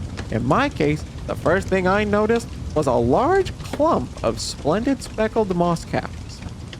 This raised far more questions than it answered, but Dex let them lie, for now. Okay, Mosscap, I'm Dex. Do you have a gender? No. Me neither. Dex looked around the campsite, which suddenly looked hopelessly shabby. This was hardly the place for a moment like this. The least they could do was put on some pants. Can you wait a sec while I get dressed? Mosscap nodded happily. Of course. Can I watch? No. The robot looked a touch disappointed and shrugged it off. No problem. Dex sat down their dinner on their chair and then went to the wagon, put on some pants, pulled on a shirt, and combed their hair. These things they knew how to do. Everything else had gone off the rails. Clothed and marginally presentable, Dex went back outside, where the robot was standing exactly where it had been minutes before. Do you want a chair? Dex asked. Do you sit? Oh, well... The robot considered this. Yes, I'd like to sit in a chair, thank you. I have a remnant of chairs, but I've never actually sat in one. Mosscap did not explain this odd statement further, and Dex was too addled to ask. They pulled the other chair, the one that didn't get much use, off the side of the wagon and set it up beside the fire drum. There you go. They picked up the dinner and sat. They stopped, contemplating the plate. You don't eat, right? Mosscap looked up from its examination of the guest chair. No, it said. The robot sat down and adjusted to its new situation. Is it comfortable? Dex asked. The chair had never had an occupant 7 feet tall. Oh, I don't experience tactile pleasure, Mosscap said. It leaned back in the chair experimentally, resulting in another sharp, I'm aware of when I'm touching something, but the feeling is neither good nor bad. I simply touch things. But this, it gestured to itself in the chair, is delightful purely for the novelty. I've never sat this way before. Dex took a forkful of their burned vegetables and began to eat. The meal was truly depressing, but Dex was hungry beyond the point of caring. Do you need to sit? Dex asked. Do you get tired? No, Mosscap said. I sit or lie down if I want to alter my field of vision. Otherwise, I can stand for as long as my battery will allow. Another old synapse flared. Something from an archival video in school. I thought you ran on oil. Ah! The robot pointed a metal finger at Dex and smiled. It stood up from its chair and turned around, displaying the old-fashioned solar plating heavily bolted across its back. Solar power wasn't a mainstream when we left, but it was around. And one of the manufacturers of the associated hardware provided us with these before our departure, so we wouldn't have to rely on human fuel. Mosscap turned back around and, with a single forceful motion, yanked a panel off of its midsection to display the battery beneath. We also received... what's the matter? Dex sat with their forks stalled halfway to their mouth, staring in mild shock at the thing that had just ripped its own stomach open.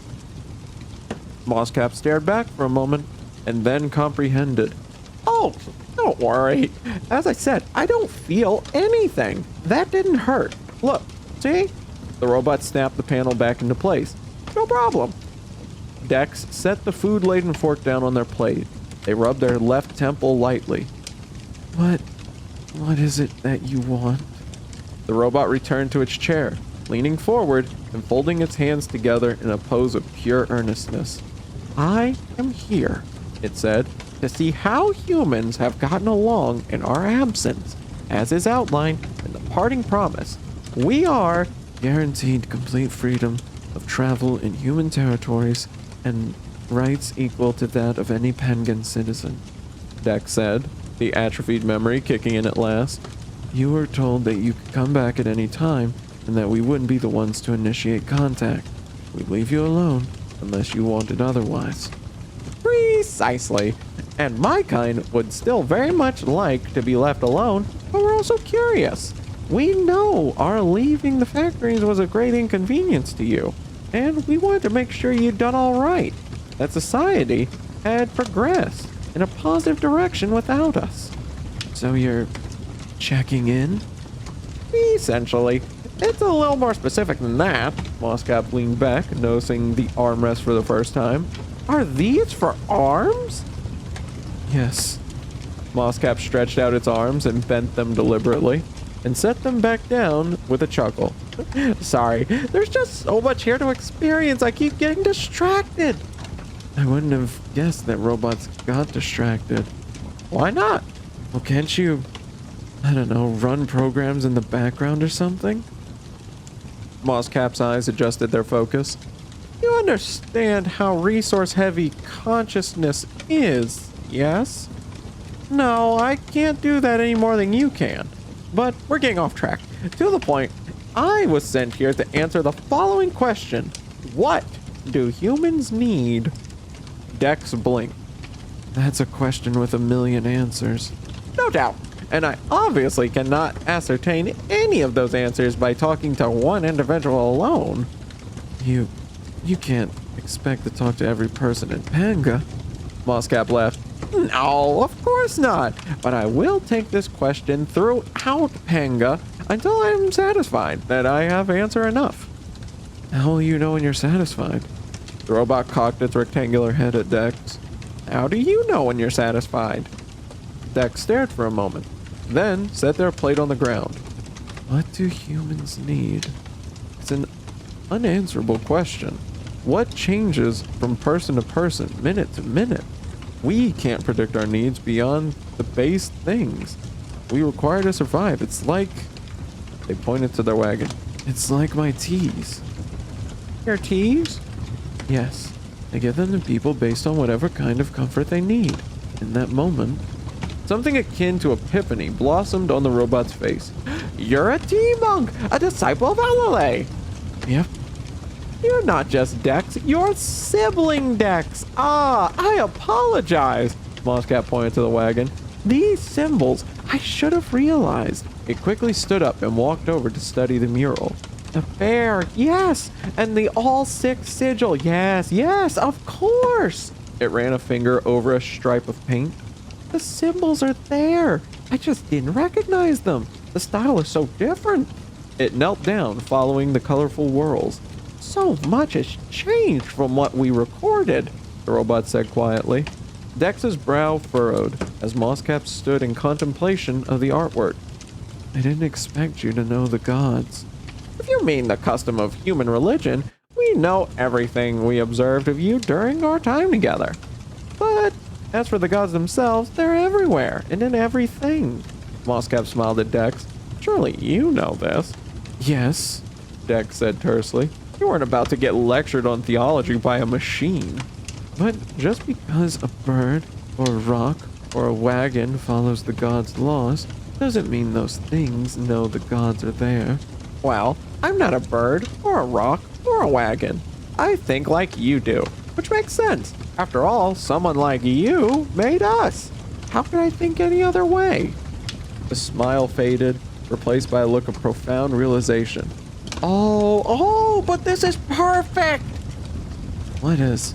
Moscap stepped excitedly towards Dex. A disciple of Alalay. Who better to understand the needs of humans? It pointed to the wagon. You travel from town to town. Yes. You know the different communities, the different customs? Dex didn't like where this was going. Moscap placed its palms on its chest. Sibling Dex, I need you. I need a guide. It stepped back toward the wagon, never taking its glowing eyes off of Dex. It pointed again at the paint. I didn't recognize this. There will be so much I don't recognize. But I knew this could be the case. I anticipated it, yes, but I have worried about it.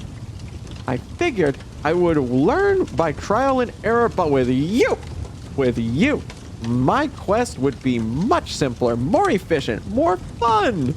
The robot smiled, as wide as its face plates allowed. Dex did not smile. Dex didn't know what to do. Mosscap placed its hinged hands together in plea. Sibling Dex, travel with me through Panga, through the villages, and to the city. Travel with me and help me answer my question. The robot could not be serious, Dex thought. Could it? Could robots joke?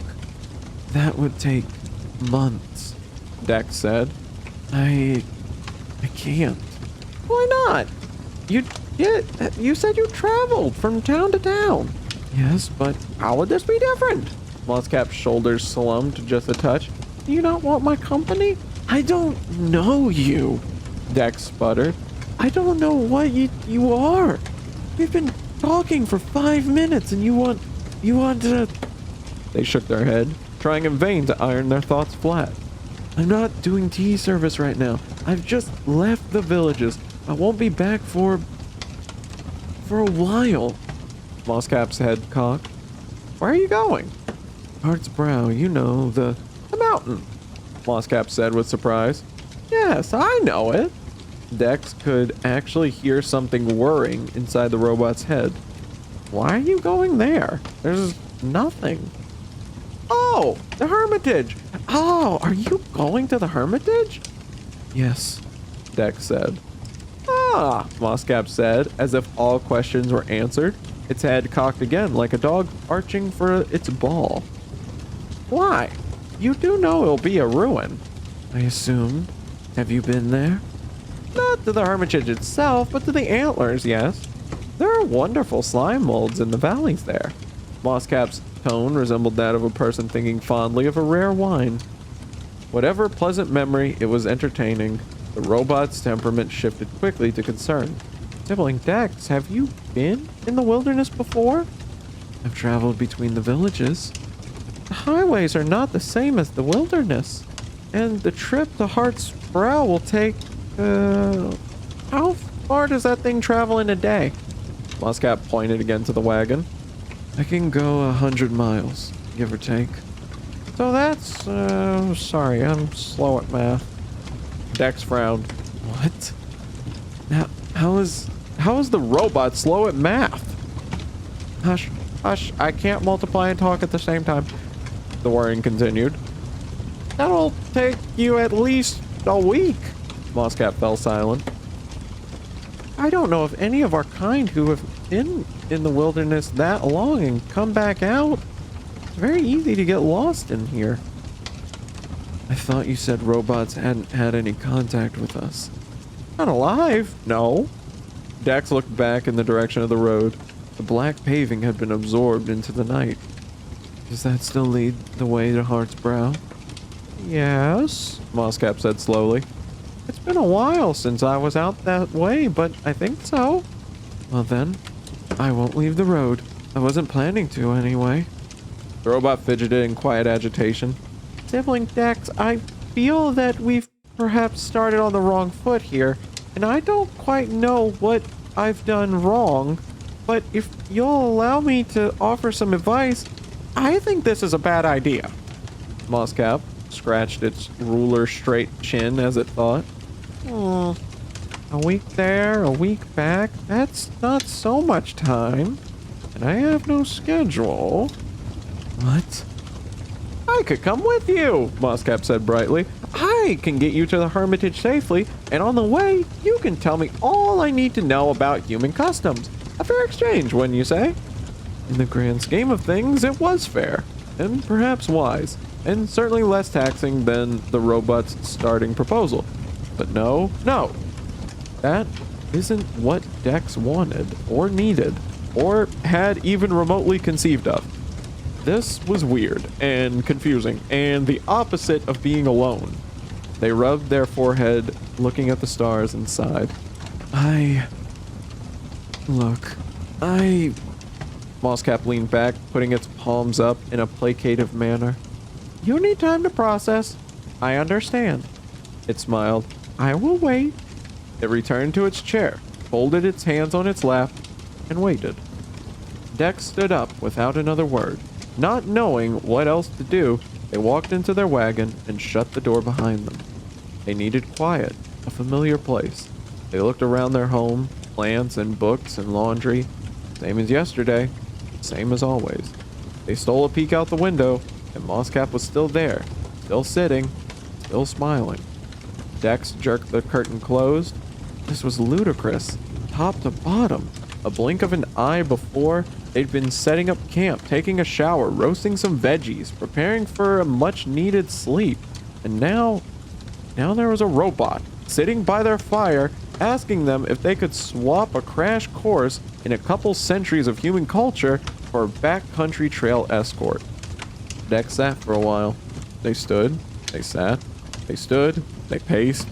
There was no way they were doing this, obviously not. They were a fucking tea monk, not an academic or a scientist or any of the myriad of professions infinitely better suited to facilitating the first contact between humans and robots in 200 years. Dex barely remembered what the parting promise was. They were the wrong person for this, and that wasn't selfish, they thought. That was fact. The pacing continued. They could give the robot directions to Hammerstrike. Dex had satellite signal after all.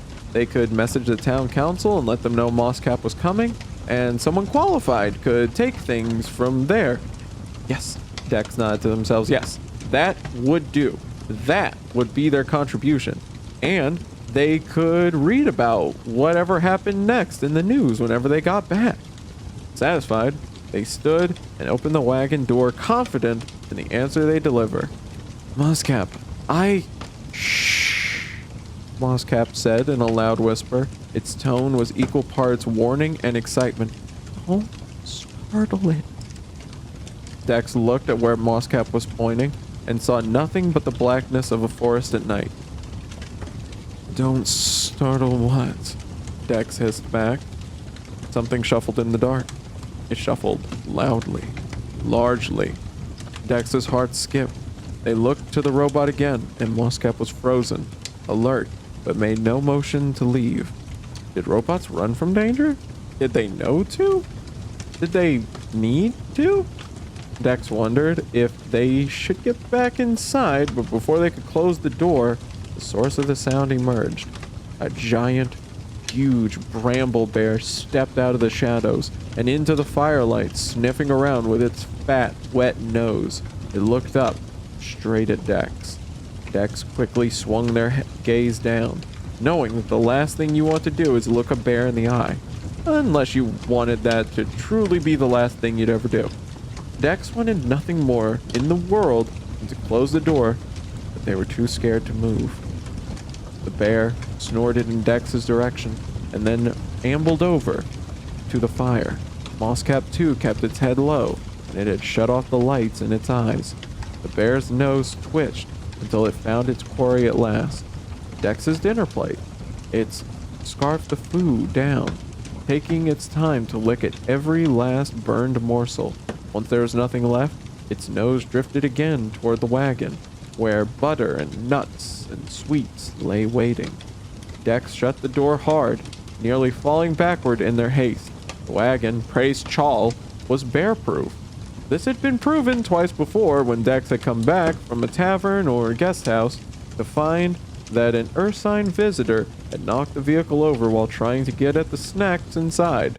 Dex wasn't worried about the wagon.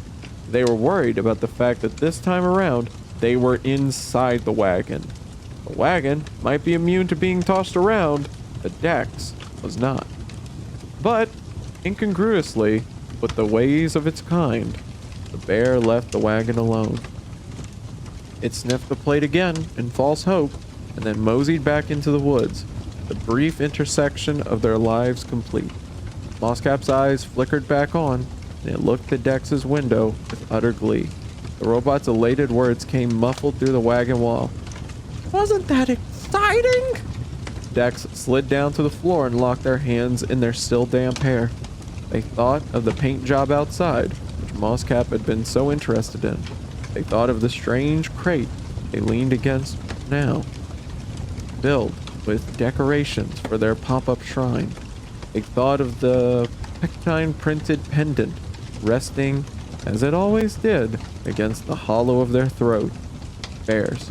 All of it. Bears. Bears. Bears. Sibling Dex, dutiful disciple, traveling tea monk, lifelong student of the Sacred Six, leaned their head back against the box and stared at the ceiling for a few moments. They shut their eyes and left them closed for a few moments more. Fuck, they said. Chapter 4. An Object and an Animal. Coming face to face with a robot was one thing, as was having the robot offer to travel with you, as was, eventually, agreeing to said offer. It was another thing entirely to know what to talk about.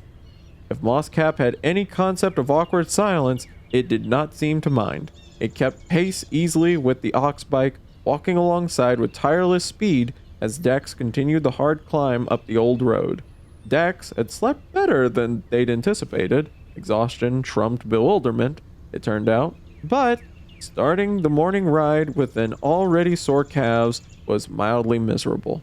Dex looked up the daunting path ahead of them, which seemed to grow steeper and wilder with every push of the pedals. Dex had thought themselves a good cyclist, but this was far from the highways. I could help you now, Mosscap said. I don't know if we'd go much faster, but it'd be easier on you at least. Help? How? Dex said through heavy breath. I could push or pull, depending on... Absolutely not, Dex said.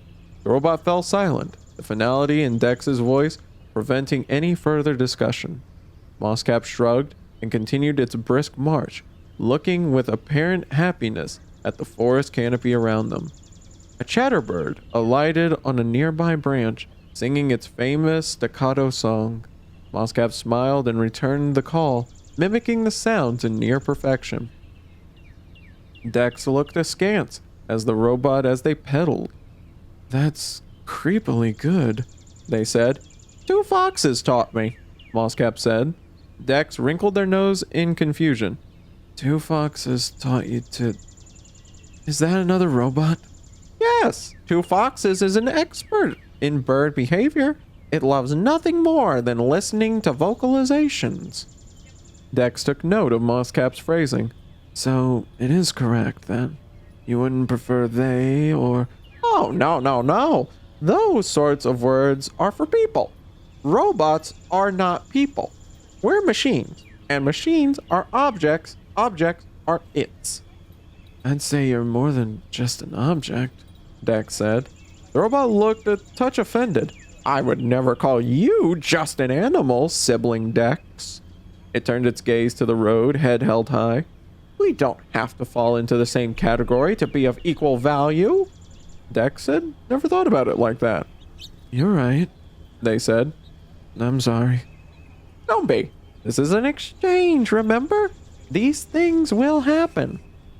Another silence filled the air. Dex tossed out another question to break it. How many of you are there? I don't know, Mosscap said breezily. A few thousand, I think. A few thousand, you think? That's what I said. You don't know. Do you know how many people are in Panga? I mean, roughly. Not exactly. Well then, same here. A few thousand, I think. Dex frowned as they gently swerved past a pothole. I figured you'd keep track of that. Mosscap laughed. It's very hard to keep track of robots. We get so caught up in things. Fire Nettle, for example, it walked up a mountain one day and we didn't see it again for 6 years. I thought it had broken down. But no, it was watching a sapling grow from a seed. Oh, and there's Black Marbled Frost Frog. It's something of a legend. It's been holed up in a cave watching stalagmites form for 3.5 decades and plans to do nothing else. A lot of robots do things like that. Not all of us want the company of others.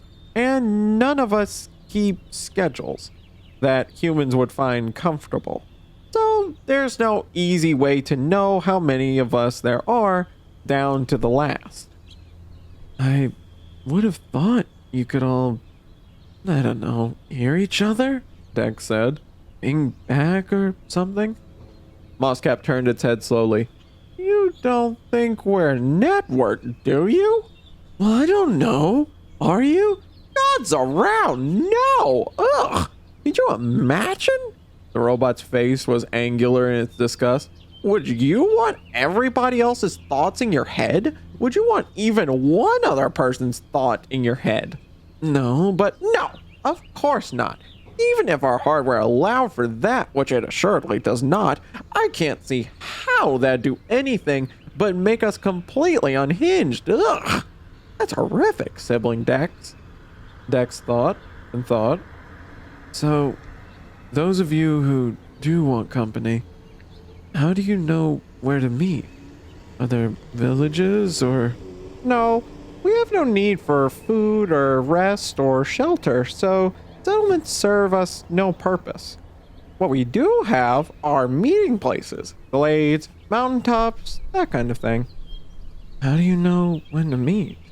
Every 200 days. Every 200 days. That's it? Should it be more complicated than that? I guess not. What do you do when you meet? We talk, we share. What does any social being do when they meet? Okay, so you chat and then go off on your own to watch stalagmites or whatever. We're not all that single-minded or that solitary. Some like to travel in groups. I was part of a trio for a while. Me and Milton's millipede and Pollen Cloud. We had wonderful conversations together. What happened? Well, Milton's millipede became distinctly interested in fish spawning, and I was uninterested in observing that particular event in depth, so we parted ways. No hard feelings? Mosscap looked surprised. Why would there be? Dex's head was already starting to hurt. So then, if there are no settlements, and you just meet in random places... Oh, they're not random. In varied places then. And you're not networked, and you can't communicate long distance, right? You can't. We can't. Then how did the robots choose you to leave the wilderness? They couldn't have been a unanimous decision. Well, no. Black Marbled Frost Frog doesn't leave its cave, remember? Mosscap smiled cheekily at this. Sorry, I'll be serious. We had a large gathering at Meteor Lake where we sorted it out. How did you know to go there? Oh, the caches, of course. You don't know about the caches? What are the caches? Weatherproof boxes we leave written messages in. We have 52,936 of them. Wait. You don't know how many robots there are, but you know that you have 52,936 communication caches. Yes, I can sense their locations. How? It's very old technology. Back from before our awakening, the factories contained supply containers, cold boxes, raw materials, and so on. We repurposed the idea for our own use after we left. Mosscap tapped its forehead. The caches give off a signal, and I can pick it up. We, borrow some of the functionality of your communication satellites for that. It put a finger to its motionless mouth. Don't tell. Nobody's noticed? Not to brag, but we're much better at masking our digital fingerprints than you are at finding them. Yeah, I guess you would be. Okay, so you leave notes for each other.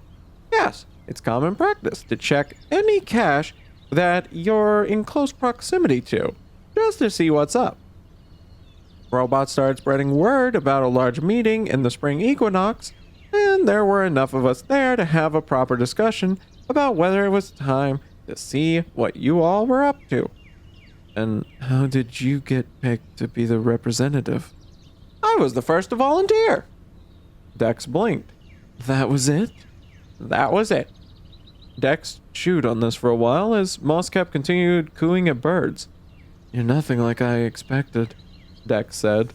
At least, I mean, I didn't expect to meet any of you, ever, but they shook their head. I wouldn't have pictured you. Why not? You're so flexible, fluid. You don't even know how many of you there are, or where you are. You just go with the flow. I figured you'd be all numbers and logic, structured, strict, you know? Mosscap looked amused. What a curious notion. Is it? Like you said, you're a machine. And? And machines only work because of numbers and logic. That's how we function, not how we perceive.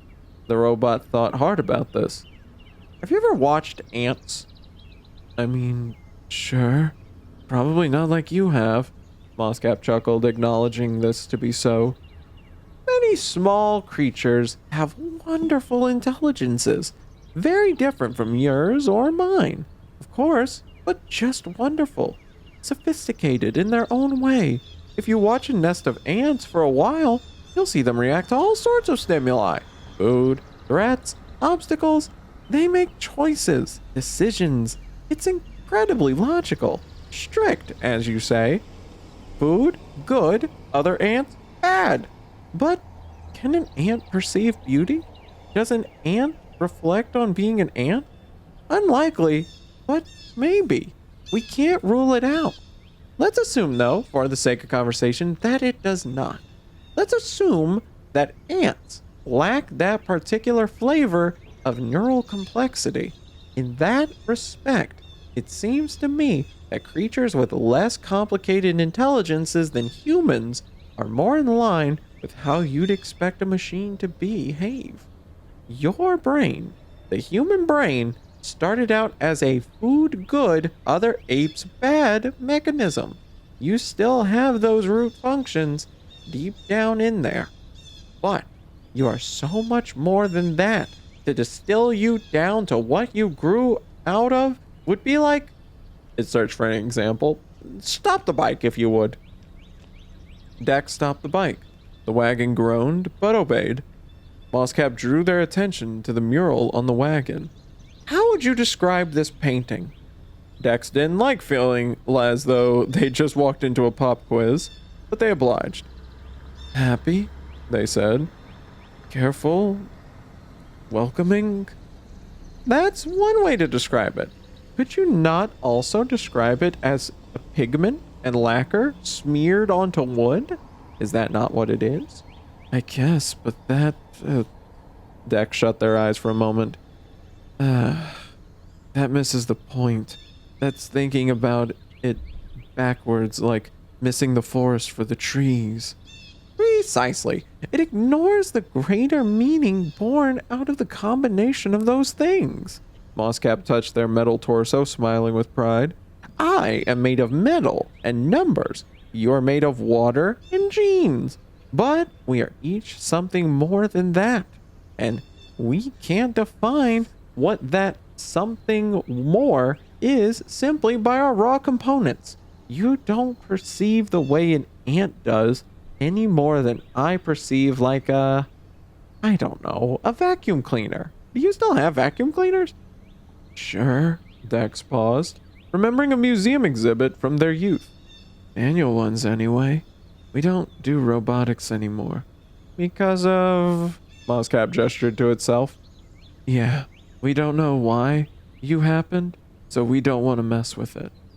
I would have thought people would have studied it, the awakening in our absence. I'm sure someone somewhere does, but it's hard to study anything that isn't there to be studied, and trying to make more of you is an ethical mess. There's just some things in the universe that are better left unfucked with. Dex got the bike going again, taking a moment to focus on nothing more complicated than the simple rotation of gears. I still think you'd be better off with a disciple of Samaphar, they said. You could bend each other's heads until you both collapse. Mosscap laughed. And maybe I will seek one of them out after this. But for now, the robot looked around the sunny forest with contentment. I think I'm where I should be. Dex's calves labored against gravity. Achilles' ever-constant pull. Gods around, but it was difficult getting back up to speed on an incline, even with the ox bike's help. So, if Two Foxes is into bird calls, what about you? What's your thing? Insects! Mosscap cried. Its voice was jubilant, as if it had spent every second prior waiting for Dex to broach the topic. Oh, I love them so much, and arachnids too, all invertebrates really, although I do also love mammals, and birds. Amphibians are also very good, as are fungi, and mold, and... It paused, catching itself. You see, this is my problem. Most of my kind have a focus. Not as sharply focused as Two Foxes or Black Marbled Rock Frog, necessarily, but they have an area of expertise at least. Whereas I like everything. Everything is interesting. I know about a lot of things, but only a little in each regard. Mosscap's posture changed at this. They hunched a bit, lowered their gaze. It's not a very studious way to be. I can think of a bunch of monks who disagree with you on that, Dex said. You study Bosch's domain, it sounds like. It's in a very big, top-down kind of way. You're a generalist, and that's a focus. Mosscap's eyes widened. Thank you, sibling Dex, it said after a moment. I hadn't thought of it that way. Dex angled their head to give Mosscap a nod of, you're welcome, then stared at what they saw. You've got a worm crawling through your, neck parts. It's a velvet leaf worm, and yes, I know. It came up from my arm after I brushed against a bush. It's fine. Dex watched, with growing trepidation as the leaf worm crept up and up, exploring with a long antennae. Eventually, slithering into the dark gap that led into Mosscap's head. Mosscap? Yes, it's fine. Chapter 5. Remnants. The thing about crumbling roads was that some of the crumbled spots had edges, and some of those edges were sharp. The wagon had been built for plenty of wear and tear, but there was only so much it could do against 4 days' worth of jagged concrete. This was how Dex found themselves digging through the wagon's storage cubbies in a panic, trying to find a roll of patch tape that might stop the freshwater tank from purging itself through the hole torn by the uncaring road. You might want to hurry, called Mosscap from outside. I'm fucking hurrying, Dex yelled, throwing their stuff this way and that. Gods around, where was the damn tape? I mean, it could be worse, Mosscap replied in a chipper tone. It could have been the gray water tank.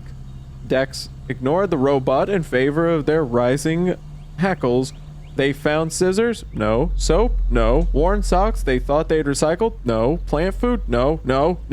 And then, blessedly, yes, tape. Dex darted back to the puddle in the road, which had grown distressingly larger in a mere minute or two. Mosscap was kneeling on the ground beside the ruptured tank, metal hands pressed against the hole, stemming the tide with middling success. Dex ripped off a length of the heavy cellulose strip and slid themselves into the puddle. A gush of water drenched them both as Mosscap removed its hands from the tank, but Dex quickly got to patching. Mosscap watched Dex work. Might it go faster if I tear while you stick? Dex bristled at the idea of Mosscap's help, but as the water poured steadily over their arms, they saw little choice. Fine, they said, tossing Mosscap the roll. Mosscap pulled out a length of tape, and with immense concentration tore the strip free. Ha! It said, remembering after a second to actually hand the strip over. Oh, that's quite satisfying, isn't it? It tore another strip, and another, hastening with enthusiasm. I'm so glad you're enjoying this, Dex grumbled. The puddle had soaked through their pants, and they could feel their underwear begin to cling to their skin. But with Mosscap's assistance, the patching went swiftly, and soon, water held fast behind the bandage. What little remained of the water, anyway. Dex looked in despair at the precious liquid, creeping ever further out on the road. Impossible to recollect. It's all right, sibling Dex, Moscap said. How is this all right? Dex could only guess at what that meant, but they were too preoccupied to chase that particular thread. They looked back at the water gauge on the side of the tank. Only about a third of their supply was left. Everything in the gray water tank had already been filtered back. Dex moaned in frustration. They could keep themselves hydrated with that amount, but not much else. How do you refill it? Moscap asked. Stick a hose in at a village. Ah. Yeah. They sat in silence, Dex brooding as Moscap watched a pine weasel leap from a nearby branch. Oh then, Moscap said brightly. Moving with purpose, it lay down on the soaked asphalt, getting good look under the wagon. Ah, that's quite simple, it said. What is? Dex asked. Just a moment. Moscap began fussing with something. Before Dex fully registered what was going on, there was a clank, a rustle, and a thud. What are you? Moscap stood, hefting the now detached tank over its shoulder with one arm. The water sloshed noisily. There's a creek not far from here, it said. We can fill this, pour it into the gray water system, and you'll be good to go. Wait, Dex said, getting to their feet. Stop. Put that down. Part of them marveled at Moscap's strength, but that awestruck feeling made them all the more determined to get the robot to stop. Moscap put the tank down, looking perplexed. What is it? I can't... Dex ran their hand through their hair. I can't let you do this. Why not? Because I need to do it. Moscap looked from the half-full water tank to Dex's body. I don't think you can. Dex frowned, rolled up their wet sleeves, and lifted the tank. Or at least, they went through the motions of lifting, putting every muscle into the effort. The tank, however, stayed put. Dex could only sort of budge the thing that Moscap had breezily lifted, even with two hands. Okay, Dex said, annoyed. You tell me where the creek is, I could tow it there. How? Moscap asked. Had Moscap forgotten the wagon? Dex pointed toward it. Obviously, the wagon. The robot shook its head. Your ox bike won't get 5 feet through the undergrowth. It angled its head toward the barrel. You can't tow this, and you certainly can't carry it. Let me help. Dex frowned. I can't. Moscap cocked its head. Why? It's just... feels wrong. You're not supposed to do my work for me. It doesn't feel right. But why? The robot blinked. Oh, because of the factories? Dex looked awkwardly at the ground, ashamed of a past they'd never seen. Moscap crossed its arms. If you had a friend who was taller than you, and you couldn't reach something, would you let that friend help? Yes, but how is this any different? It's different. My friends aren't robots. The robot mulled this over. So you see me as more of a person than an object, even though that's very, very wrong. But you can't see me as a friend, even though I'd like to be? Dex had no idea what to say to that. Moscap leaned its head back and let out an exacerbated sigh. Sibling Dex, has it occurred to you that maybe I want to fix this? That I deeply, keenly want to get you where you're going? Not out of charity or obligation, but because I'm interested?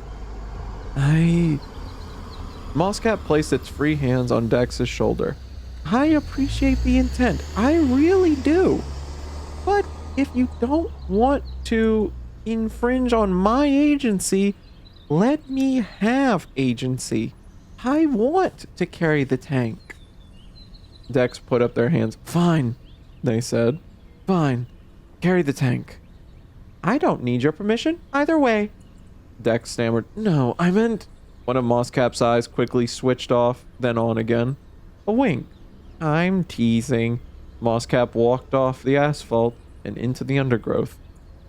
Heading down the hill. Come on, it'll be a lovely walk. Whoa, wait, Dex said. Mosscap's face was not built for annoyance, but it conveyed the feeling all the same. What? A powerful instinct had arisen in Dex. A rule shouted full force by an army of parents and teachers and rangers and public service announcements and road signs. There's no trail. Mosscap looked down at where its feet stood in wild dirt. And you, Dex sputtered a bit. Well, maybe you can, but I can't walk off the trail. I shouldn't. The robot stared as though Dex had started speaking a different language. Animals walk through the forest all the time. How do you think trails get made? I don't mean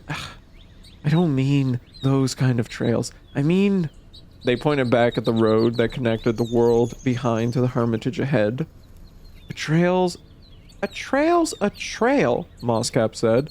It's just there to make travel easier and to protect the ecosystem from said travel. Mosscap said, considering the point. Like a barrier, you mean? Exactly like a barrier. Better to cut one path through a place than damage the whole thing. But surely that only applies if you're talking about a place that lots of people regularly pass through. Dex shook their head firmly, in synchrony with the teachers and rangers of their youth. Everybody thinks they're the exception to the rule, and that's exactly where the trouble starts. One person can do a lot of damage. Every living thing causes damage to others, sibling Dex. You'd all starve otherwise. Have you ever watched a bull elk mow its way through a bite bulb thicket? I can't say that I have. It's a fine lesson in trampling. Sometimes damage is unavoidable. Often, in fact. I assure you, we've both killed countless tiny things in just the last few steps we've taken. Mosscap looked Dex in the eye. You're not making a habit of this.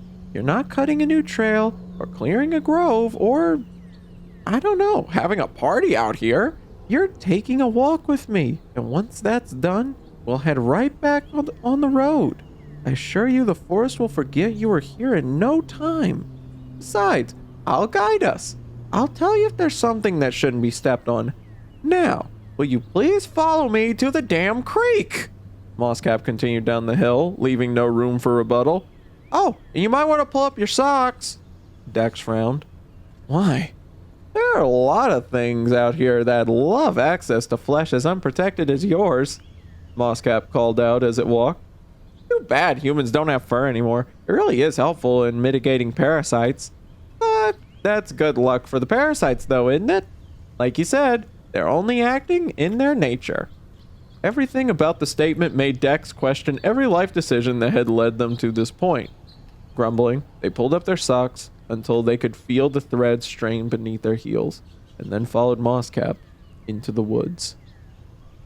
For all of Dex's protesting about the sanctity of trails, it was only in absence that Dex truly understood what a trail was. They had been on hikes through protected lands before, and had ridden through more untended places than they could count in their years on the T route. Those experiences had been soothing, calming, somewhat meditative. It did not take much brain to make your feet follow a path, and that meant your thoughts had ample room to drift and flow. Walking through uncut wilderness was another matter entirely, and Dex felt something primal awaken in them, a laser-focused state of mind they hadn't known they possessed. There was no room for wandering fancies. All Dex could think was, watch the route, go left, that looks poisonous, mind that rock, is that safe? Soft dirt, okay, go right, avoid that, careful, careful, careful! With every step, there were dozens of variants, and with each step after, the rule changed yet again. Travel on a trail felt liquid. Travel off of it, Dex was learning, felt sharp as glass. The forest was stunning, however, and in the tiny cognitive gaps between loose gravel, watch that plant, over, under, careful, Dex registered the undeniable beauty of the place. They were certain they were going to wind up stung or scraped in varied ways before this excursion was done, But once they got the hang of clambering through the underbrush, they started to enjoy themselves.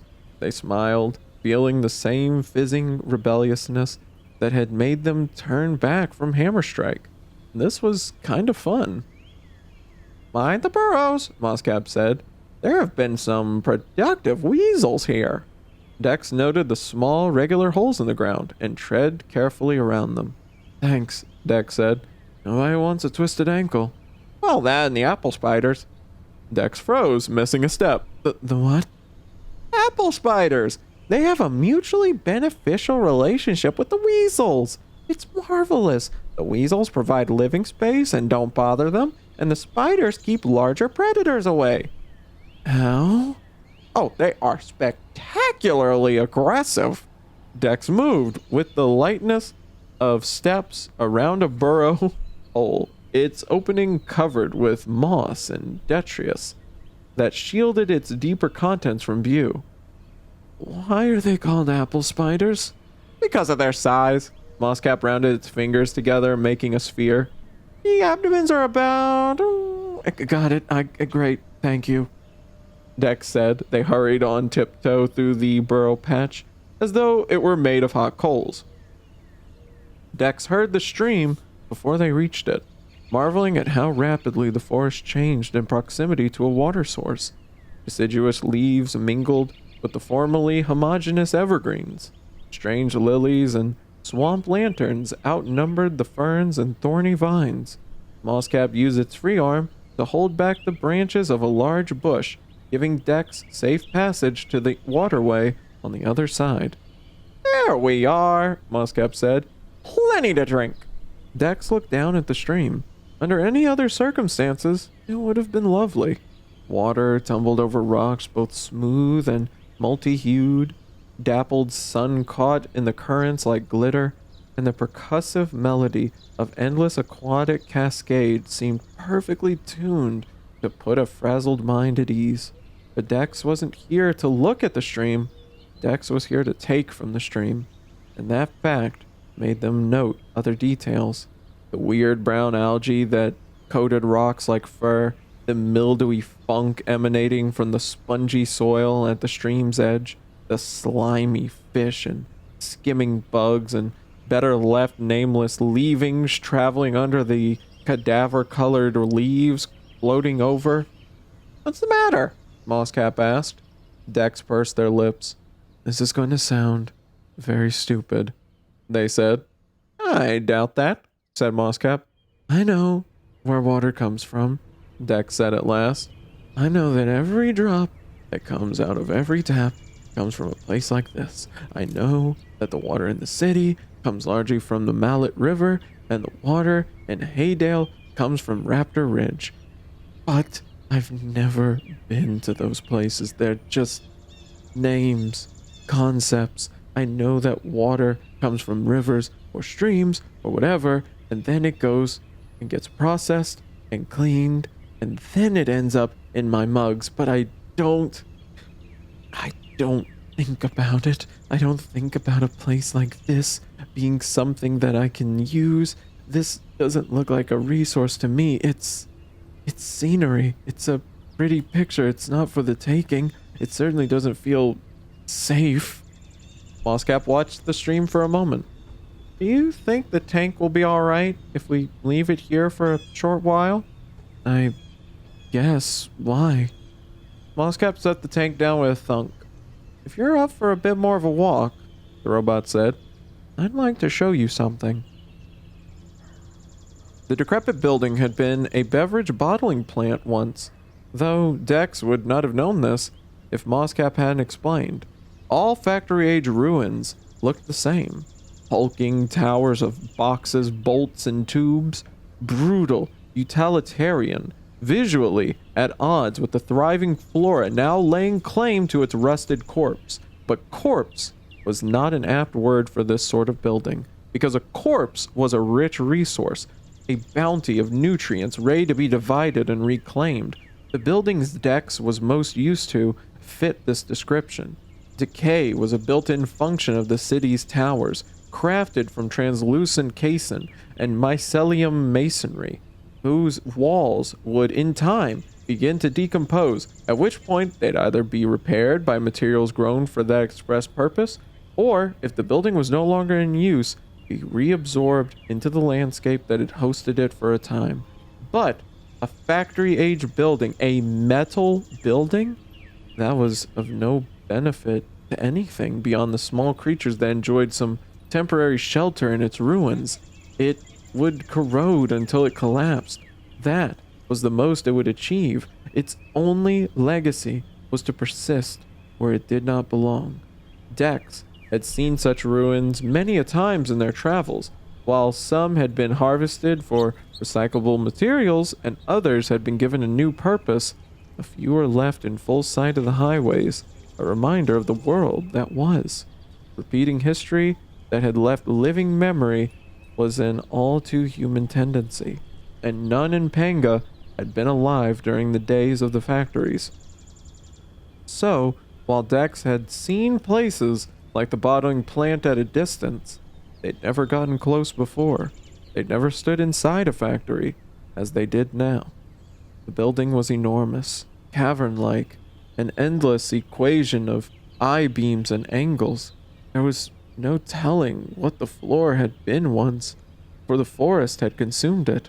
There were fiddleheads, mushrooms, tangles of thorns, all growing thickets below the disintegrating holes in the ceiling where the patchy sun poured through. "What do you know about this place?" Dex said in a hush. Mosscap stood beside them, gazing up at the eerie light. "Almost nothing," it said, "except for what this place was, and that part of me doesn't like it here." Dex turned. "What do you mean?" "I don't know," Mosscap shrugged. "It's a remnant I have." Again that word, and again no explanation before the robot continued blithely along. "I think it's part of why I want to go to the Hermitage with you. I want to understand this feeling before I die fully into human life. Some part of me is afraid of your world, but I don't know what that means, or if it's worth listening to." "Do you remember how things were?" Mosscap stared at Dex. "Wait, do you? No. You can't think I came from the factories." Dex stared right back. "Don't you?" The robot laughed, the sound echoing off the walls. "Sibling, Dex, of course not. I'm wild built.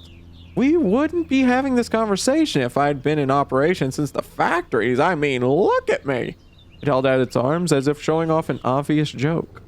But the joke was not obvious. "Oh, goodness, you really don't know. I'm so sorry. It was foolish of me to assume." Mosscap gestured at its body with professional deliberateness. "My components are from factory robots, yes, but those individuals broke down long ago. Their bodies were harvested by their peers, who worked their parts into new individuals, their children, and then, when they broke down, their parts were again harvested and refurbished and used to build new individuals. I'm part of the 5th build. See? Look." It lay its metal hand on its stomach. "My torso was taken from small quail nest. Before them it belonged to blanket ivy and otter mound and termites, and before that it opened up its compartment to its chest, switched on a fingertip light, and illuminated the space within." Dex peeked inside, and their eyes widened. There was an official-looking plate bolted on in there, worn with time but kept clean with meticulous care. 643-14G, it read. Property of Westcon Textiles, Inc. "Shit," Dex whispered. It felt, in that moment, like time had compressed, like history was no longer segmented into ages and eras, but here, living, now. "You can touch it if you like," Mosscap said. "I'm not going to reach inside of your chest." "Why not?" "Because... no." Dex stuck their hands in their pockets. "So, your body, this 643, was a manufacturing bot?"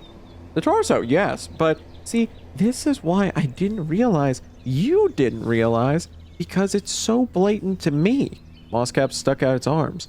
"These are from different robots altogether.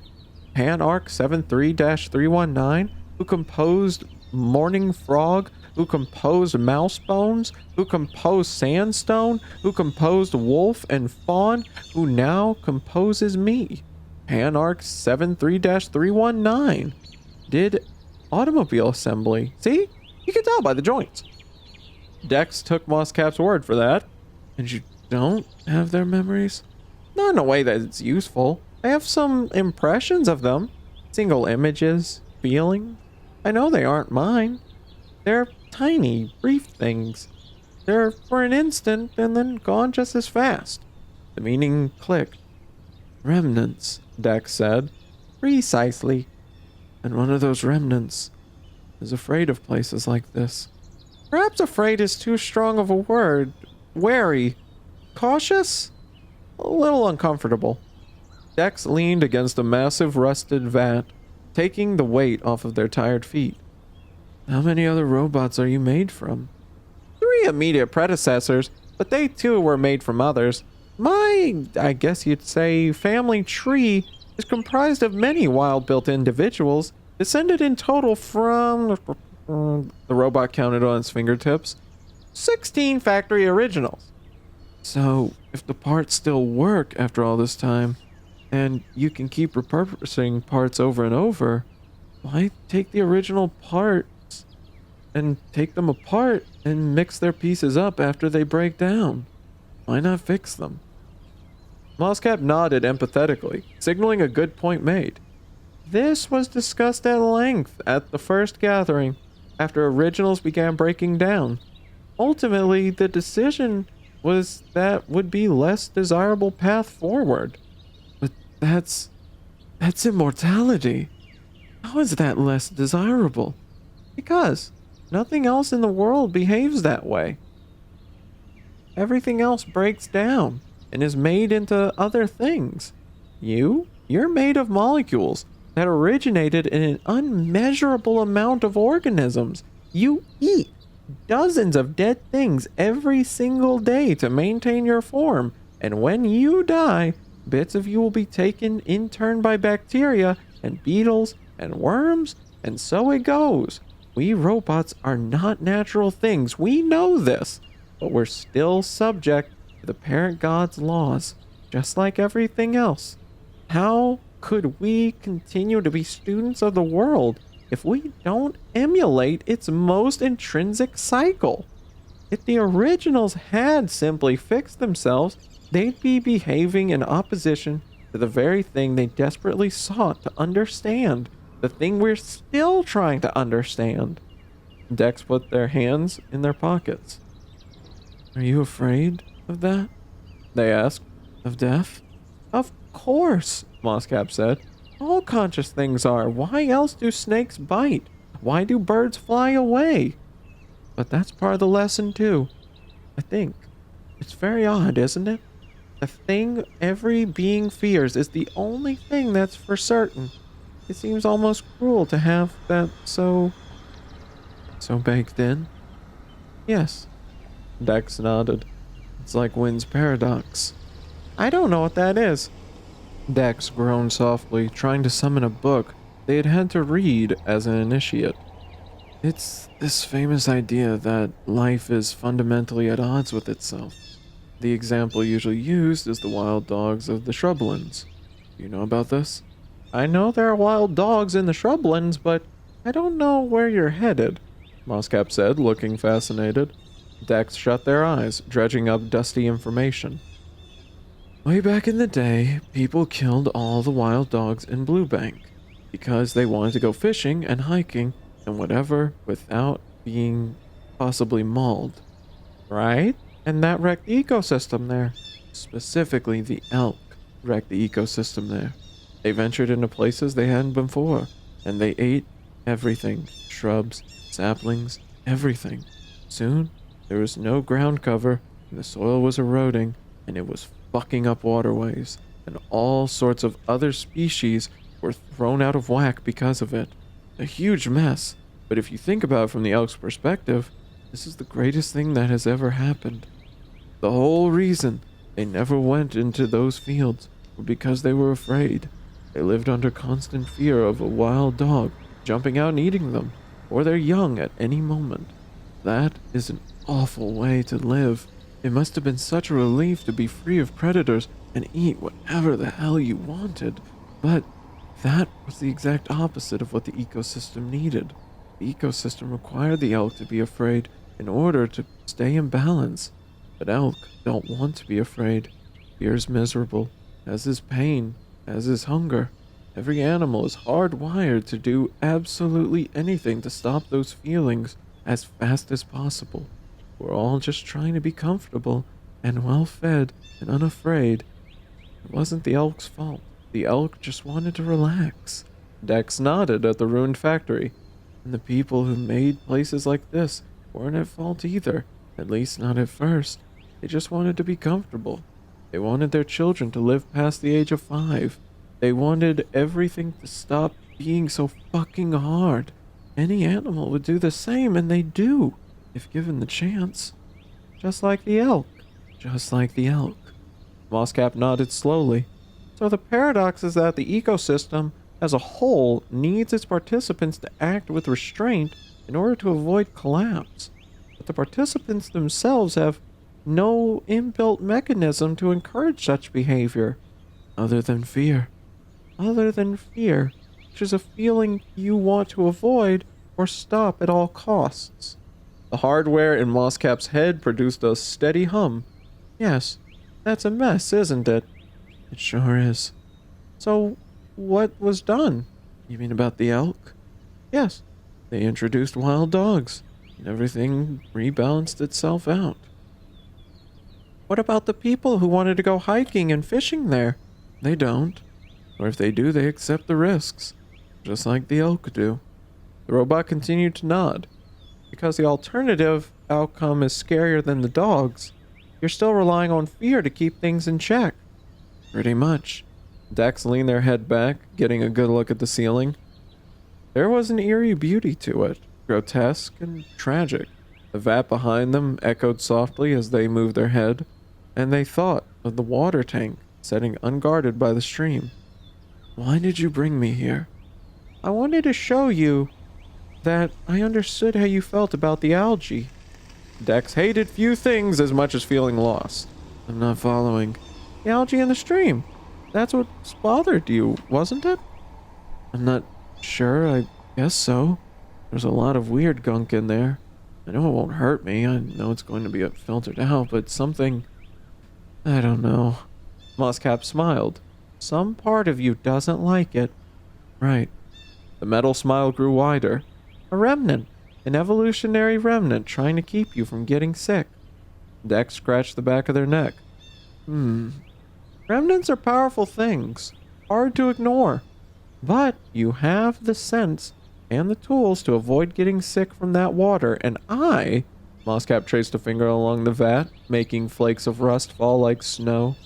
I know that the world I'm heading to is not the original walked away from. Dex angled their head towards the door. So we're smarter than our remnants, is what you're saying. Mosscap gave a slow nod. If we choose to be. It brushed its palms together, wiping them clean. That's what makes us different from the elk. They both watched the light for a few moments, the light and the pollen dancing within it. A shadow of a bird sailed by. A delicate spider meticulously lay anchor lines of silk between old control levers. A vine stretched, its movement out of sync with human time. It's pretty here, Dex said. I wouldn't have imagined I'd say that about a place like this, but... Yes, it is, Mosscap said, as if making a decision within itself. It is, and dying things often are. Dex raised an eyebrow. That's a little macabre. You think so? Said Mosscap with surprise. I disagree. It absently touched the soft fern growing nearby, petting the fronds-like fur. I think there's something beautiful about being lucky enough to witness a thing on its way out. Chapter 6. Grass hen and wilted greens and caramelized onion. One of Dex's many, many cousins back in Haydale had a young kid named Augie. One day, in the undefined future, Augie would be brilliant, but for the time being, They were annoying as hell. Whenever Dex came to visit, Augie hovered the entire time, asking question after question, wanting to know everything there was to know about Dex's shoes, teeth, bike, friends, hair, home, habits. The kid never stopped. Dex remembered one night in particular when they had been seated around the fire pit with the other adults. All of a sudden, Augie, who had long since been put to bed, came marching into the circle in cotton pajamas, imbued with a level of confidence Dex could not remember ever possessing, demanding to know why feet had toes and why toes couldn't be more like fingers. Bedtime be jammed, Augie had to know. Augie came to mind as Dex attempted to cook dinner with Mosscap watching wrapped over their shoulder, so close that Dex could hear every minuscule click in the robot's joints. "And that?" Mosscap asked, nodding towards the chopping board. "I'm unfamiliar with that type of bulb." "This is an onion," Dex said. They removed the skin and began to chop. "There can't be many nutrients in that. Not that you can process anyway." I don't know, I guess not. That's not the point of an onion." Mosscap angled its head so it was looking straight at Dex's face. Much too close. "What is the point of an onion?" it asked with an intense interest. "It's delicious," Dex said.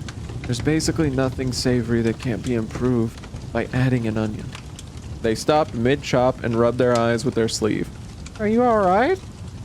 "Yeah," Dex said, tear ducts unleashing. "Onions just hurt. Fuck." They rubbed their eyes harder, taking a steadying breath. "Their smell is... it does this." They gestured vaguely at their wincing wet face. "Goodness," Mosscap said. It picked up one of the chopped slivers between two fingertips, examining carefully. "It must be very delicious." Dex chopped as fast as safety would allow, and then darted away from the kitchen, seeking some clean air. Gods, that onion was potent. Mosscap appeared right beside them again, its blue eyes fixed on Dex's weeping ones. "How long does this reaction last? Is there any danger? Can I help?" Dex rubbed and rubbed, but their eyes would not stop burning. "You could get the onion started if you want," they said. Mosscap looked as though it had just been told that today was a festival day. "What do I do?" it asked gleefully. Dex pointed. "The pan's already hot. Throw some butter in it." Mosscap picked up both knife and butter tub as if it had never held those objects before, which, of course, it hadn't. "How much butter?" Dex approximated the size with thumb and forefinger. "This much." The robot carved out a hunk of butter roughly that much and put it into the pan. "And what is the point of butter?" it asked, raising its voice over the sizzling. "It's fat," Dex said. "Nothing tastes good without fat." Mosscap considered this. "I think most carnivores would agree," it said. "What do I do now?" "Brush all those onion bits into the pan, except the skin and the top. Those go into the digester." The robot gestured at the scraps with the tip of the knife. "These you do not eat." "Right." "I see." Mosscap brushed the onion into the pan, as requested, and put the scraps in a digester, as requested. It then drew its full attention to the chemistry happening within the pan. "You're the only species that does this, you know." Dex walked back to the kitchen, the onion's assault finally relenting. "You could say that about a lot of things." True. But you can turn that right back around. Owls are the only birds that hunt at night. Tiger beetles are the only species of beetle that sting. Marsh mice... I get the point. I get it. Dex ducked back into the wagon and opened the little fridge and retrieved a growler of barley ale that they had been given in Stag Hollow. There was just enough for one last glass, and this felt like the right day for it. Mosscap noted the bottle and chuckled. "Oh, you're definitely not the only species that does that." "You know about this?" "Yes, I have a remnant of beer, of knowing what beer is anyway." "You remember beer, but not butter." Mosscap shrugged. "That's the originals, not me." "So, wait, what else drinks beer?" "Not beer, but fermented things." Wool-winged birds will fight over fermented fruit if they can find it, even if there's fresh fruit around. They are tremendously ridiculous afterwards. Something occurred to Mosscap, and it leaned toward Dex, eyes shining bright. Will you do the same? Stumbling in circles, falling down? The robot's tone suggested that it sincerely hoped that this was going to be the case. No, Dex said. I'm having one beer. And that's not enough to make me falling down drunk? No. Ah, Mosscap said, disappointed. What will be the effect then? I'll feel chill. You probably won't notice a difference. Oh, well, alright. The robot looked to the onions. Should I be doing something? I'll take over, Dex said. They filled a mug, they took a swig, and savored the cool, bitter bite before finding a spatula. See, you stir them around, like this. Mosscap watched Dex's motions studiously. May I try? It asked. I feel somewhat invested in this now. Dex smiled. Sure, I'll get the meat going. They returned to the fridge, fetching a paper-wrapped bundle containing skillful cuts of grass hen, given to them by a grateful villager. It was the last of their fresh animal protein, they noted, and their veggie supply would run out in a couple of days, maybe 3. They weren't used to going this long between restocking in villages, but they'd be alright. They'd had tons of dehydrated food in the wagon, at least 2 weeks of meals in there, they guessed, none of which had ever gotten used.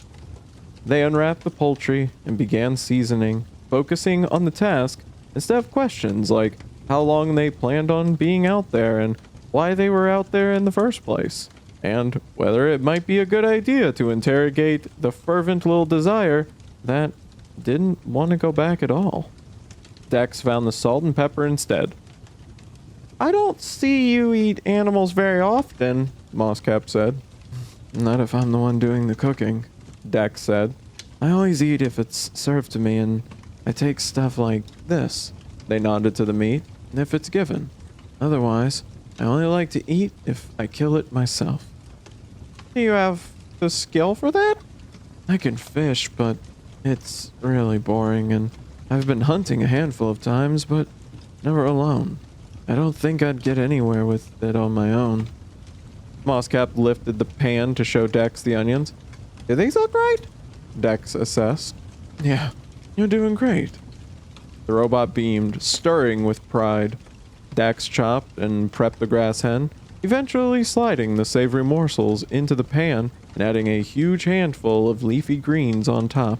Silence fell between Dex and Mosscap yet again, but this time there wasn't anything awkward about it. Honestly, Dex thought, it was kinda nice. Oh hey, Dex said. Something in the surrounding foliage had caught their eye. They picked up the kitchen knife and handed it to Mosscap. Do you see that plant over there? The scraggly one with the purple flowers? Mosscap looked. Do you mean the mountain thyme? Yeah, exactly. Would you like to cut me a handful? It'll go really nice with this. The robot's irises widened. I've never harvested a living thing for food before. You cooked the onion. Yes, but I wasn't the one who removed it from the ground. It looked pensively at the knife in its hands. I'm not sure. I mean, it's one thing to watch, but hey, that's okay, Dex said reassuringly. I'll do it. Just keep stirring. Mosscap did so, looking relieved. Herbs were cut, dinner was plated, and chairs were unfolded.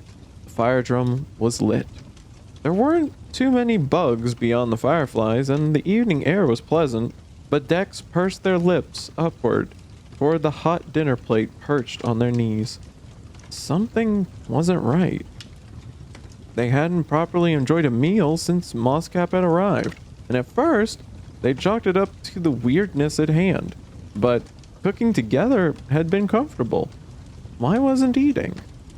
Mosscap sat across from them in the spare chair, posture attentive, face parked in a happy neutral, hands resting on its knees. It smiled at Dex, waiting for them to begin. Dex picked up their fork.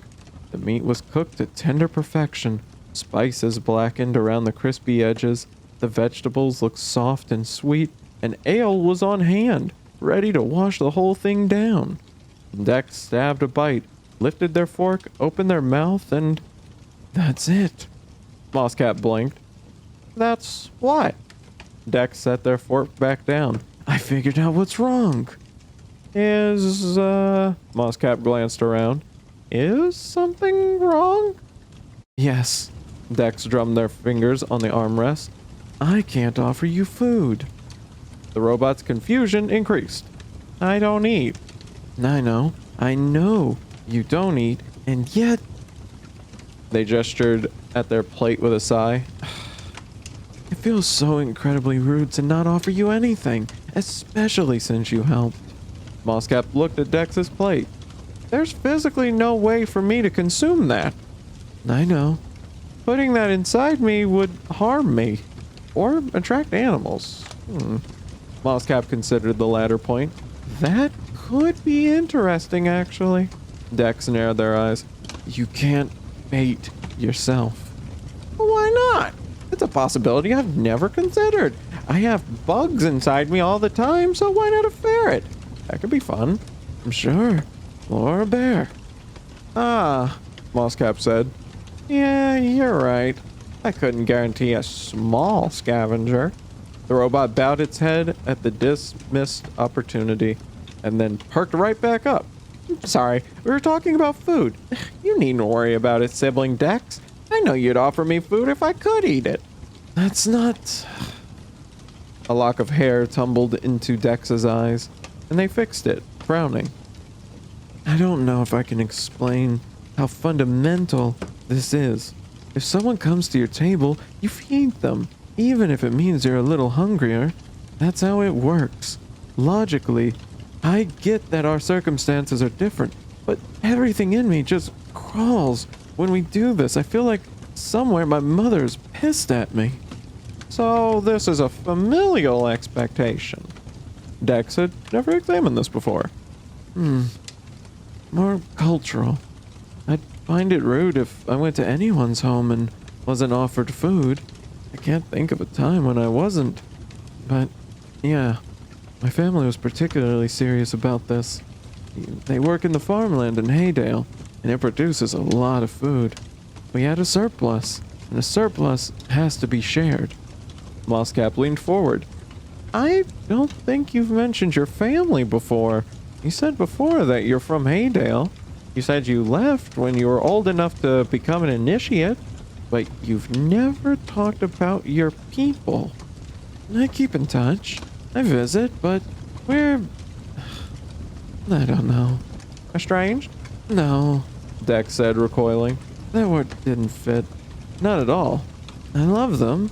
They love me. I never really fit there, you know? We don't have much in common. Mosscap considered that, except a need to share food. A corner of Dex's mouth tugged upward. Yeah, I guess so. They thought for a moment, looking for a way to skirt around this conundrum. I have an idea. Can you hold this a sec?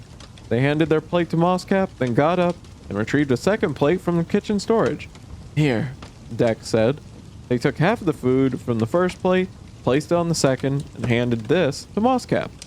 After a moment of letting their new situation sit, Dex nodded with relief and began to eat with gusto. Mosscap, it seemed, had absorbed their discomfort. It held the plate awkwardly, looking lost as Dex ate. And oh, how Dex ate. The grass hen and veggies were every bit as good as they'd looked. And as Dex stuck the last caramelized sliver of onion into their mouth, they felt nothing but contentment. They set their plate down on their knees, sighed in thanks to their god, and then looked up at Mosscap, jutting their chin toward the robot's plate. You gonna eat that? If Mosscap had been confused before, it was in a full state of befuddlement now. We just discussed that Dex held up their hand. Say, no, I'm done. You can have it if you want. Mosscap's eyes flickered. No, I'm done. It repeated slowly. You can have it if you want. Dex nodded and took Mosscap's plate. Thanks, they said, wasting no time in tucking in. I appreciate it. The robot watched as Dex continued to eat. That's very silly, Mosscap said. Yep, Dex said.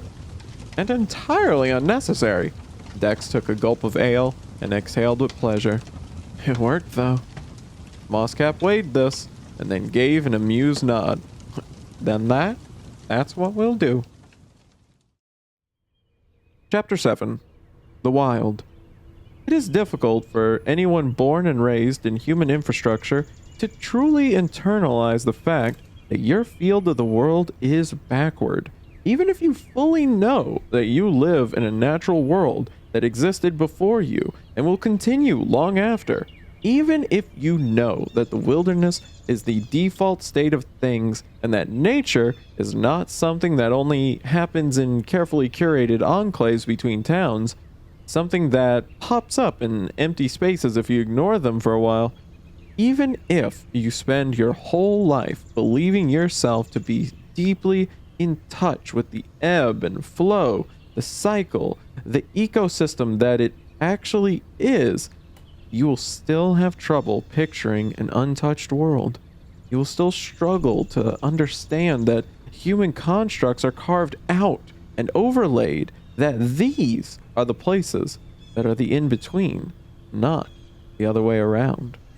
This is the cognitive shift that Dex ran headlong into as they straddled their bike on the old road and stared at the place where the asphalt disappeared.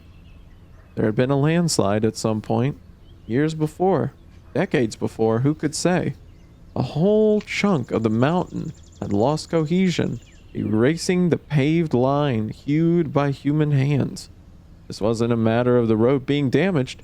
There was no indication that there had ever been a road beyond the ragged edge that Dex and Mosscap stood at.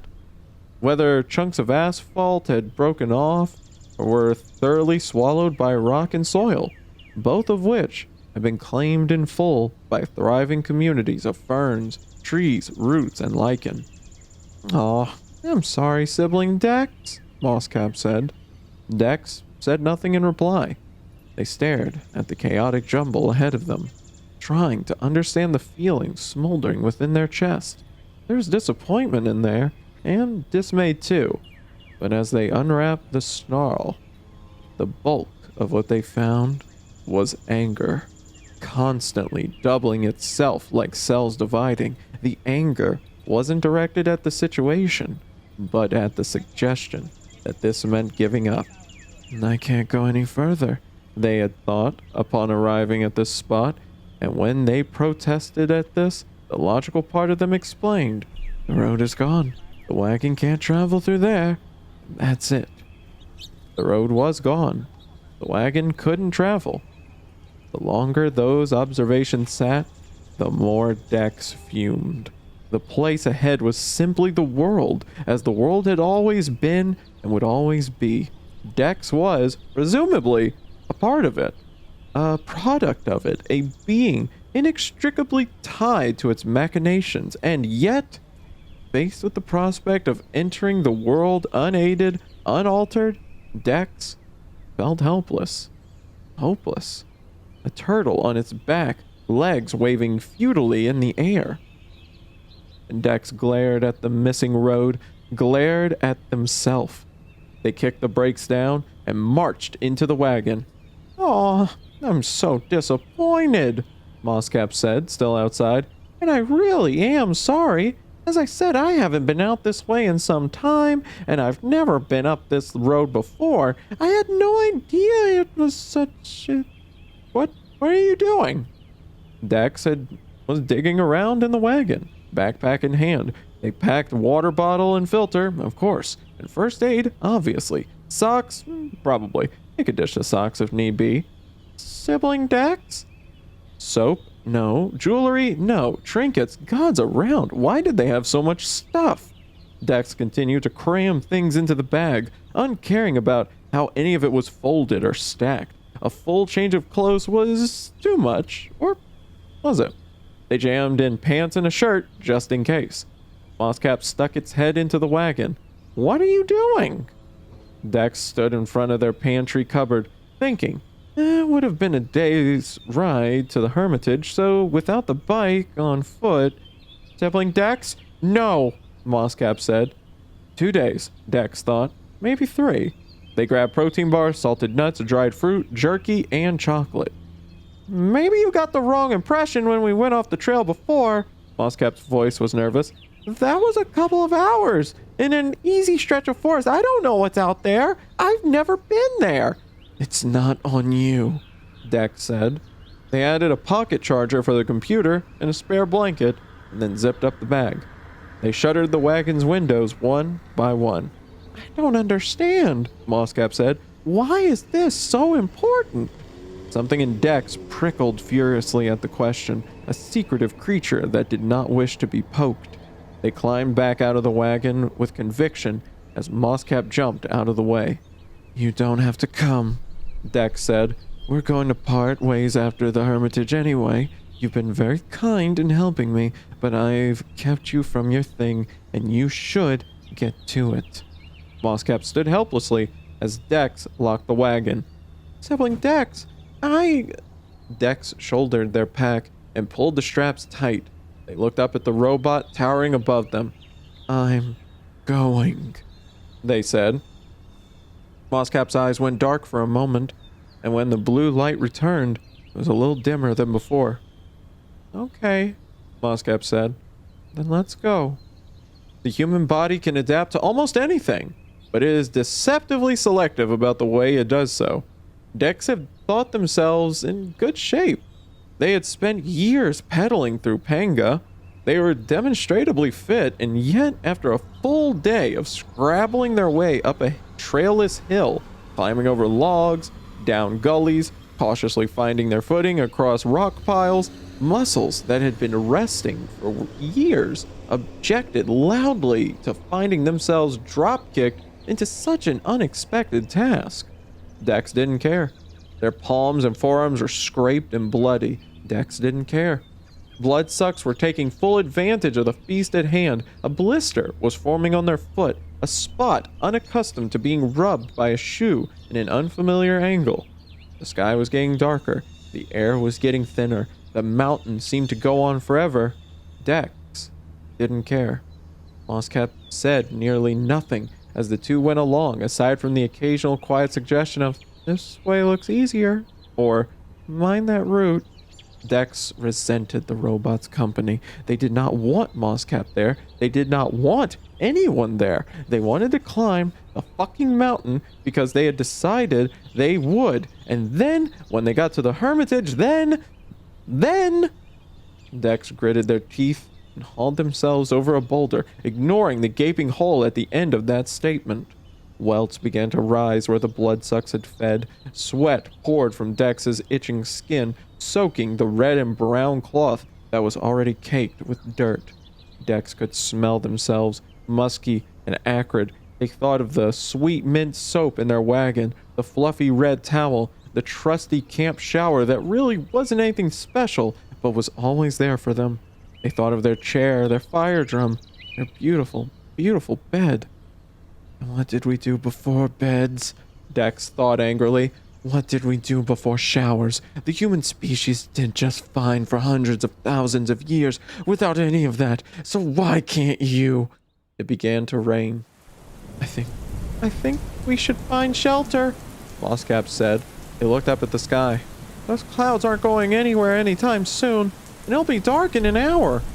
Dex began to climb another rock, hands and feet seeking scraps of purchase, cold rain soaking the last patches of clothing that had managed to avoid their sweat.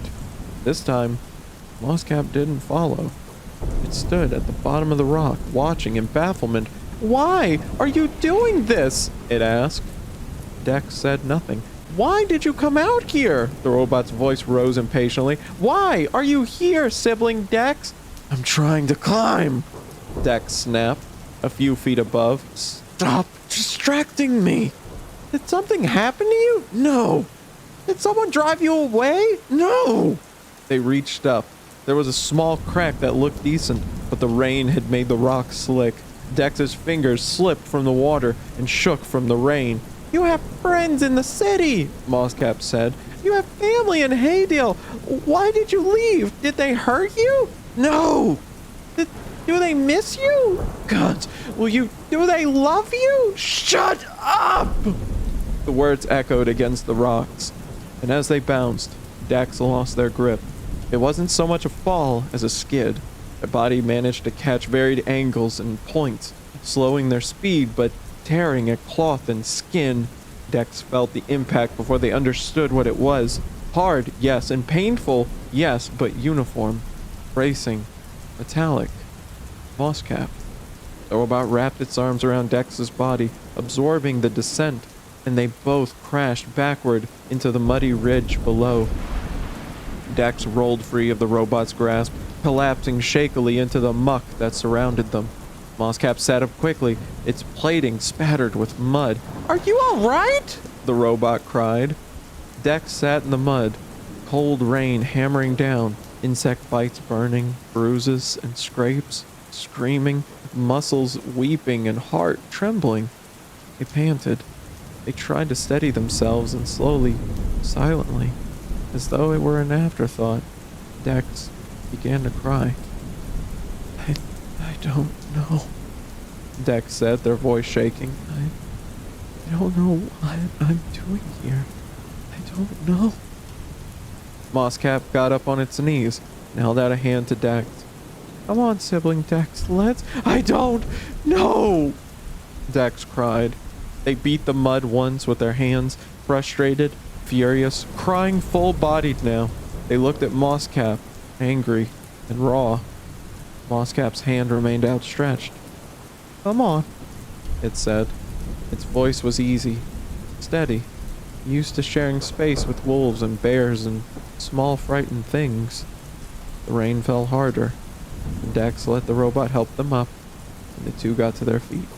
Mosscap walked, and Dex followed. And where it led, they did not care. Children's stories had lied about caves. In folklore and fairy tales, heroes who took refuge in such places made them sound like the most appealing nooks in the world. Cozy, adventurous, essentially natural bedrooms that lacked furniture. None of that was true about the cave Dex had followed Mosscap into. It was craggy, dark, uncomfortably angled. A stagnant smell emanated from nowhere in particular. Dex could not identify it and did not want to. A fragile rib cage of something extremely dead lay without ceremony on the floor. A few tufts of limp fur scattered around, unwanted by whatever had crunched bones clean. The best thing anyone could say about the cave was that it was dry. Under the circumstances, that would have to do. Shivering, Dex peeled off their clothes and laid them flat on the least suspicious-looking rock that they could find, and gave silent thanks to Alale for their own decision that a change of clothes and a blanket were worth packing. The sun was setting outside, but there were no pinks or reds to be seen, just a dark forest growing darker. The hair on the back of Dex's neck prickled. They thought they knew what it was to spend a night outside. On the T route, they spent far more nights camped out than they did in the village guest houses. But there, they had their wagon, their boundary against the world. Here, listening to the rain fall, watching the light vanish, Dex began to understand why the concept of inside had been invented in the first place. Again, their mind wandered to the people who had come before them, who had nothing but caves such as these to huddle inside. It had worked for them. It had to have worked, in order for them to go so long without coming up with the idea of walls. But for Dex, this was not enough. This was scary. This was dangerous. This was stupid. So stupid.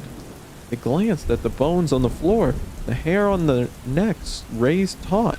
Such fear was a remnant, as the robot would say. Or maybe, Dex countered, just common fucking sense.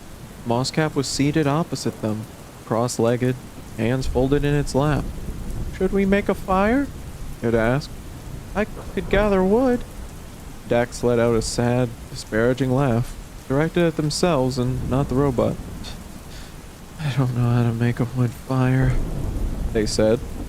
Ah, Moscap said sadly. Me neither.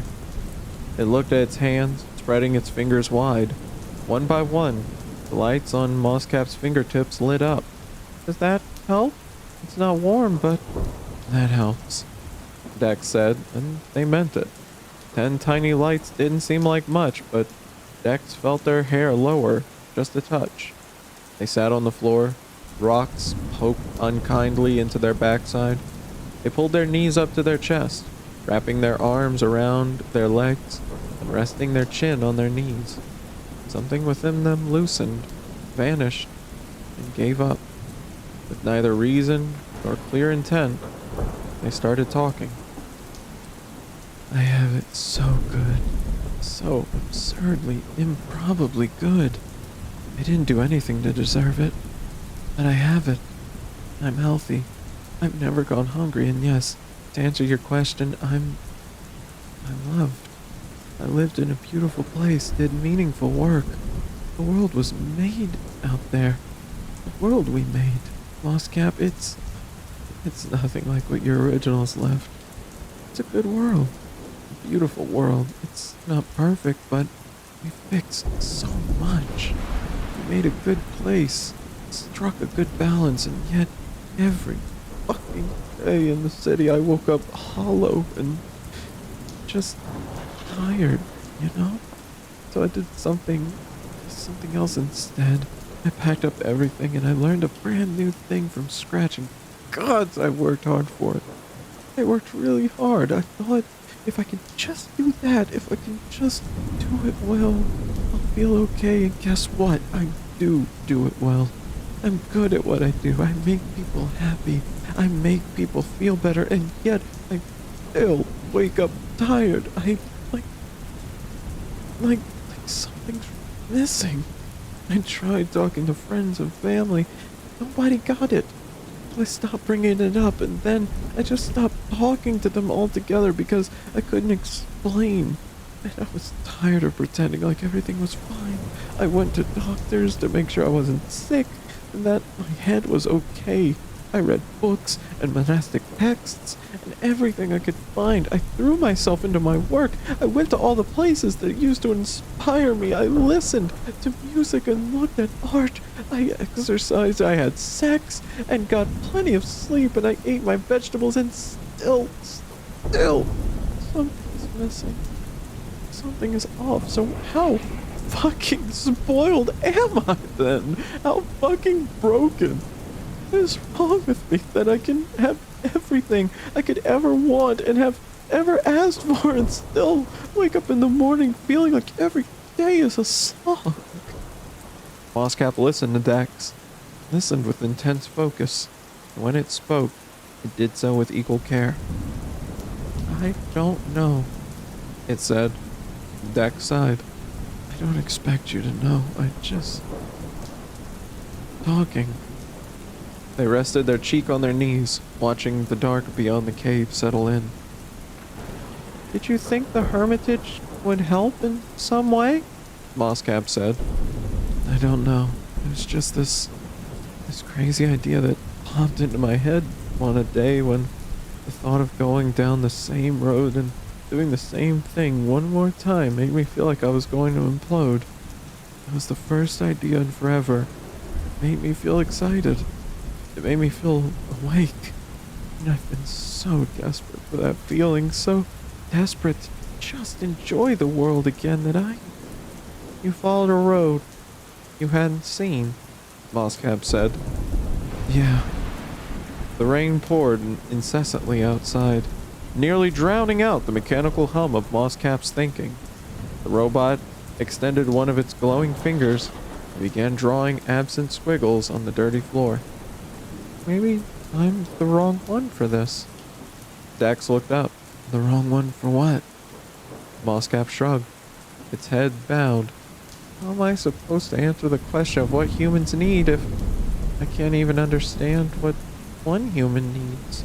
Oh, hey, no. Dex sat up straight. Moscap, I I've been asking myself that question for years. You've been around me for 6 days. You're... th- This isn't on you. If you don't understand me, that doesn't mean you're not right for this. I don't understand me. What you need is to go talk to people who aren't me. Like I've said all along, I'm not the right person for you. Down in the villages, you'll find someone better, someone smart, someone who isn't a mess, someone who doesn't do shit like this. It gestured broadly to the cave, the bruises, the soiled clothes drying on the musty rock. Gods, why did I do this? They laced their hands in their hair and exhaled deeply. I didn't think ahead either, Moscap said. When I volunteered, I mean, the question was asked and I said yes, and I didn't think about what it would involve. I simply wanted to go. I didn't think for a minute about what would come next. Yeah, Dex said. I get that. Neither said anything for a while, and the rain drummed down, no longer visible. What will you do? Moscap said. When the rain stops. I'm going to finish it, Dex said, and Moscap nodded. And then? I don't know. They shivered and wrapped their blanket tighter around themselves. Are you cold? A little. Dex made an awkward face in the dim light. Mostly just scared. Of what? The dark, I guess. I know that sounds stupid. No, it doesn't. You're diurnal. I'd be surprised if you weren't afraid of the dark. Moscap considered something. I'm not warm, it said. But would you feel less afraid if we sat closer together? Dex looked at the floor. Maybe, they said. Moscap made room. I think I would too, it said quietly. Dex got up and walked a few steps over to Moscap's side. The rocks on the floor were no less pokey, the weird smell no less cloying. But as they sat back down, living arm pressed lightly against metal, a thread of fear let go. Do robots hold hands? Dax asked. Is that a thing for you? It's not, Moscap said, but I'd very much like to try. Dax offered an open palm, and Moscap took it. The robot's hand was so much bigger, but the two fit together all the same. Dax exhaled and squeezed the metal digits tightly, and as they did so, the lights on Moscap's fingertips made their skin glow red. Oh my! Moscap cried. Is that? It pulled Dex's hand up and pressed one of its fingertips to theirs, bringing out the red more intensely. Is that your blood? Moscap looked enthralled. I've never thought to do this with an animal before. I mean, I can't imagine one would let me get close enough to... Its eyes flickered and its face fell. This isn't the point of holding hands, is it? It said, embarrassed, already knowing the answer. No, Dex said with a kind of laugh. That's cool. Go ahead. Are you sure? Dex held up their palm, fingers spread wide. Yeah, they said, and they let the robot study them. Chapter 8. The Summer Bear. The rain stopped during the night, though Dex had been unaware of it doing so. They were likewise unsure of when they'd properly fallen asleep. There had been many attempts, failed by the cold, or the rocks, or rustling behind the rainfall. What scraps of rest had occurred between these unkind wakings had been shallow and skittering. But apparently, at some point, their brain had shut down, and for a few short hours anyway. They awoke not to discomfort or potential danger, but to sunlight and birdsong, and to finding themselves curled in a ball on the cave floor, their head resting on Moscap's leg. Oh, Dex said groggily, sitting up fast. Sorry. Moscap cocked its head. Why? Just, Dex tried to shake off the fog of sleep, and they cleared their throat and smacked their lips. The inside of their mouth felt disgusting. The rest of their body wasn't faring much better. They looked around for their backpack, and upon finding it, retrieved their water bottle and drank deeply. There wasn't much water left. They'd worry about that later. Does your hair always do that when you wake up? Mosscap asked. Dex raised a hand to their head and assessed the gravity-defying swoop, sticking up like a clump of spun sugar. Ish, they said.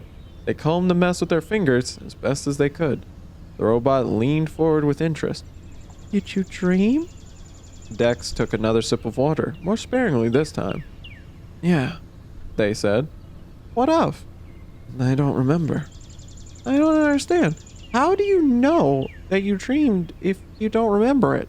It's, hard to explain. Dex dug around in their pack and found 2 protein bars, tossed one to Mosscap, and tore ravenously into their own.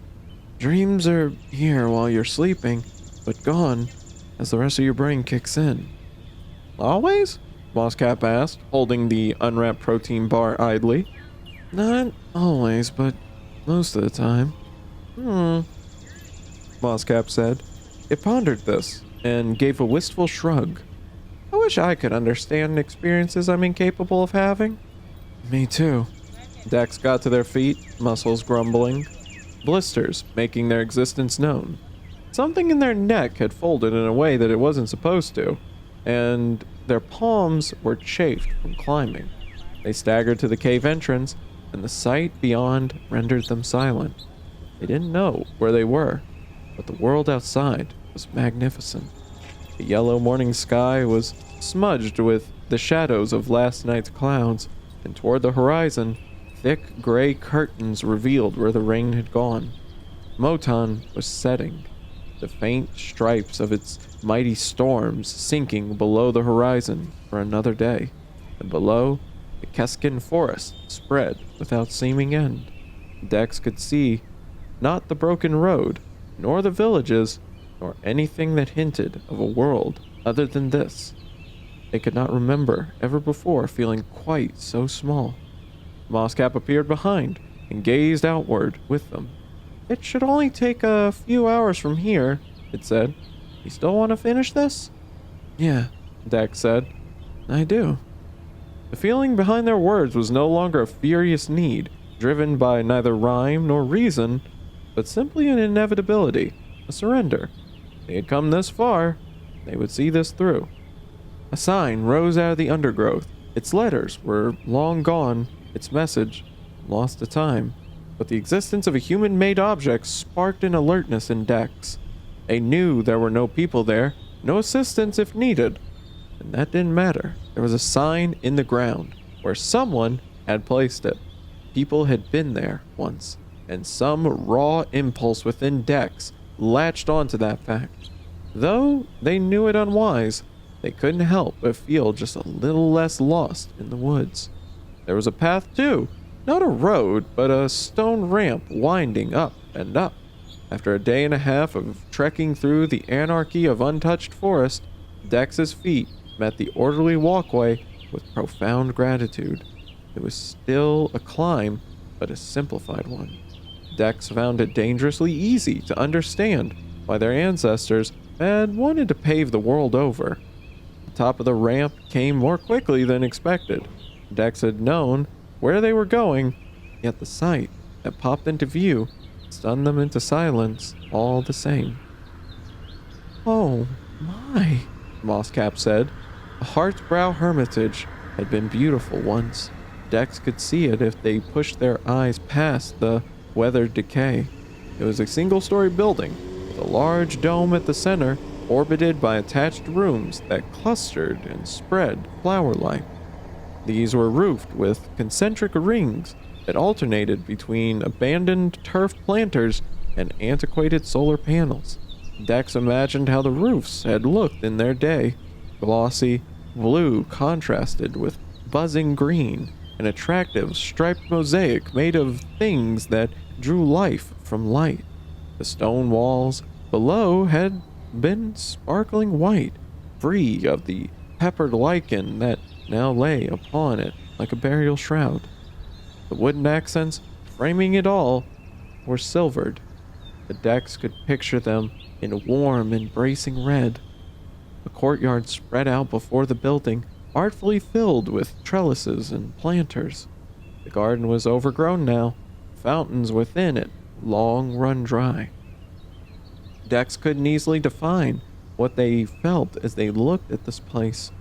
On the one hand, sustainable dwellings like this were the progenitors of the buildings people live in now, and it was important to remember that such places had existed pre-transition. Not everything in the factory age burned oil. There had been those who had seen the writing on the wall, who had made places such as this to serve as example of what could be. But these were merely islands in the toxic sea. The good intentions of a few individuals had not been enough, could never have been enough, to upend a paradigm entirely. What the world had needed, in the end, was to change everything. They had narrowly averted disaster thanks to a catalyst no one could have predicted. Splendid speckled Mosscap wandered through the human-made courtyard, its human-made feet clanking on the paving, its heirloom eyes surveying the building's central dome. "Oh, sibling Dex, this is wonderful," the robot said reverently. "I've never seen a place like this." Dex wandered, running their fingers across overgrown benches, feeling present and history blur once more. "Does it scare you?" Dex asked. "Like the factory?" "No," Mosscap said, "not at all." Both of their meanderings led them in time to the building. The walls were worn with weather, cracked with root and vine, but within them were windows of stained glass largely intact. Dex reached a trembling finger out to touch the planes. Each faded. Dex could make out the shapes and stories. There was Panga orbiting Moton in a burst of sunlight. There were the gods, their circle unbroken. There were the people, trying to understand.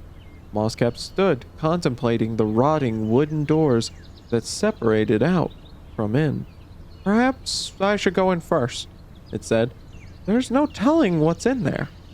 Dex nodded in agreement, despite their irrational surety that nothing in there could possibly be wrong, that the place was good, so intrinsically good that it houses nothing but love and safety even in its ruin. The robot pushed the doors open gently. Their hinges cried out but held steady. Beyond the threshold lay the entry chamber, curved like a horseshoe to either side, with a staircase on each end. An open archway stood in the middle of this, and Dex and Mosscap went through to the inner sanctum. A fire pit was sunk in the center, blanketed with arboreal debris. This was surrounded by stone benches, and from these branched nesting channels in which water had once flowed. 3 footbridges overlaid the waterways, leading in turn to 3 distinct doors.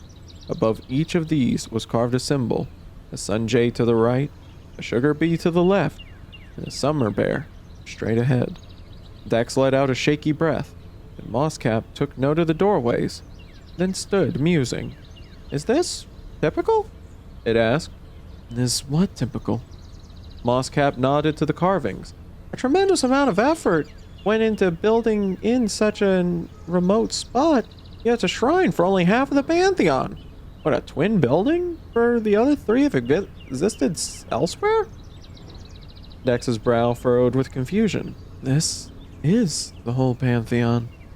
The robot was confused. It pointed to each door as if Dex were missing something obvious. "Samaphar? Chal? Alale? Where are the parent gods?" Dex gestured at the room that they stood in. "Right here." They pointed at the dry moats filled with decrepit filters and pumps. "These are for Bosch. They would have been aquaponic ponds back in the day. Fish to eat, plants to filter the gray water in. See?" They moved their finger through the air, tracing the perfect curves the waterways formed. The robot lightly smacked its forehead. "Circles for the god of the cycle! Yes, of course! And oh!" It pointed at the walls where water had once poured from 3-sided spouts. "Triangles for Grylum! Yes, yes! Because the cycle and the inanimate are so closely intertwined." Mosscap looked around the room with its hand on its hips. But where's the third? No blatant symbol of Chiquili had jumped out at Dex, so they gazed around the room, lips pursed. No, Dex said, with an appreciative laugh. Neat. They pointed at the fire pit, the containment area for the most famous display for molecular interaction, and then drew their hand upward to the circular flue in the ceiling above. Imagine the smoke, they said. Mosscap wasn't getting it, so Dex stretched their fingers flat, tilted their hand to the side, and drew a line from the pit to the sky, a vertical line. Mosscap's irises grew wide and it laughed. That's clever! The robot nearly bounced with excitement. Oh, let's see the rest! One by one, Mosscap opened the doors, and one by one, Dex followed. For Chal, there was a rusting workshop. Tools, racks, and workbenches lay dormant beneath metal ceiling, pierced by dozens of sun tubes. The shafts of light cascading through them fell like fingers through the dusty air. For Samaphar, there was an all-purpose library filled with art supplies and laboratory equipment in equal measure. Paper books moldered heartbreakingly on the shelves. A grimy telescope pointed upward toward the retractable roof. And then came the final door, and at this, Dex felt their heart quicken. Mosscap went in to ensure there was no danger, and after an interminable few minutes, the robot stuck its head back out.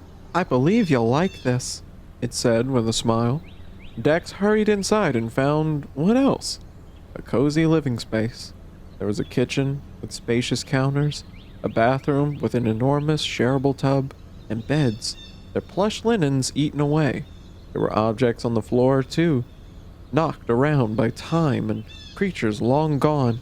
Incense burners, eating utensils, a scratched pantry box whose contents had been wrestled forth by something with persistent claws.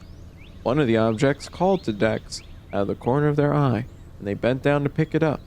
It was a tea mug, entirely out of date in both style and material, but recognizable all the same.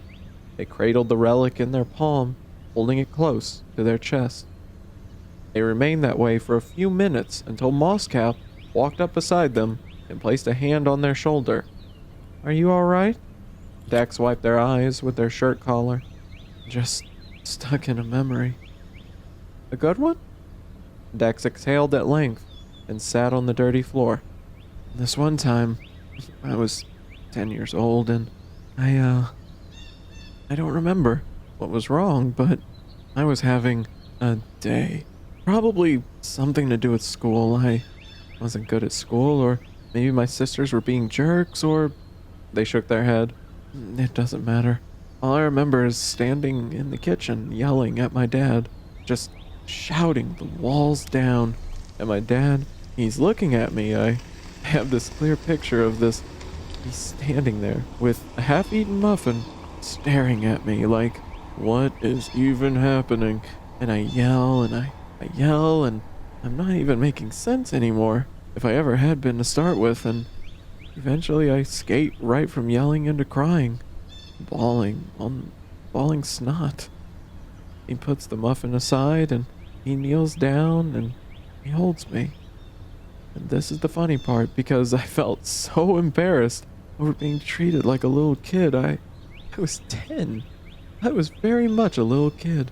I absolutely wanted to be held, but when you're 10, the last thing you want to do is act like a baby. So I tell him that. I say, I'm not a baby, and I push him away. As I'm sobbing, right? So he lets me go, and he looks at me and he says, you're right, you're not. He told me to go clean myself up because he was going to take me somewhere cool. Already, this was awesome. It was a school day. He messaged his work crew and said he wouldn't be in the field that day. We weren't taking my mom or my sisters. It was just me and him. Just like that. He put me on the back of his ox bike and we rolled into Salt Rock, one of the satellites down near the river. And what was in Salt Rock? Mosscap asked. A nostalgic smile made Dex's mouth shift. It was a monastery of Alale, they said. I'd Been to our local All Six lots of times. A disciple of Samaphar did the rounds with his science wagon every few weeks. But I'd never been to a dedicated shrine before. It was probably really small. Sol Rock is only about 500 people, but I remember it as the most incredible place.